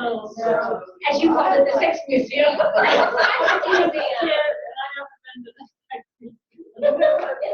Really? It's really good. And then they have, they talk about reproduction, and they have models of babies and stuff like that as they grow, and it's just, it's Is that all everybody's doing? It's just that? School nurses. Our school nurses. That's all we do. Okay. So if you want to add like the name, I have some videos of QR codes. Oh, yeah, I did it too, but they're VHS. I have 2 that are old, and then I think some others that are just getting so. No, but the hairstyle. And then I'll leave the next item on the agenda for next time again because of Yeah, it's a biggie. time. There's a lot of bigger issues. And again, this was just me as I'm starting to plan, and I know usually every other year districts have a health and wellness fair. But kind of looking at, we do some things with physical, mental, and financial health, and always looking for, pick like a motivational speaker, people to do some mini workshops and stations, and then obviously have your booths and things. So we may be thinking about that for next month, and maybe we can create a big document to put some of those resources in. So when you go back and that's something you're doing in your district, you'll have those contacts in there. Like I have my contacts, but I'm sure there's lots more that I'm just not aware of or even thinking of that maybe will make our day better and more productive and more valuable for those involved. Okay. This afternoon, if you are coming, we are going to be working on looking at some documents and things that you're going to provide for state assessments to your staff. Kind of just a work session if you need some assistance with that. It's totally voluntary, obviously optional, but if you would like to come, we will be here. Let's be back at what time? Is it, who is coming back? I guess that's, well, I obviously never. Okay. So am I the only one? Well, I'm going to stay too, so I can. Okay. So it's like maybe one, we can just talk and you can. Rest of you have a great rest of the week. Okay. State assessment, like just documents and training presentations and things.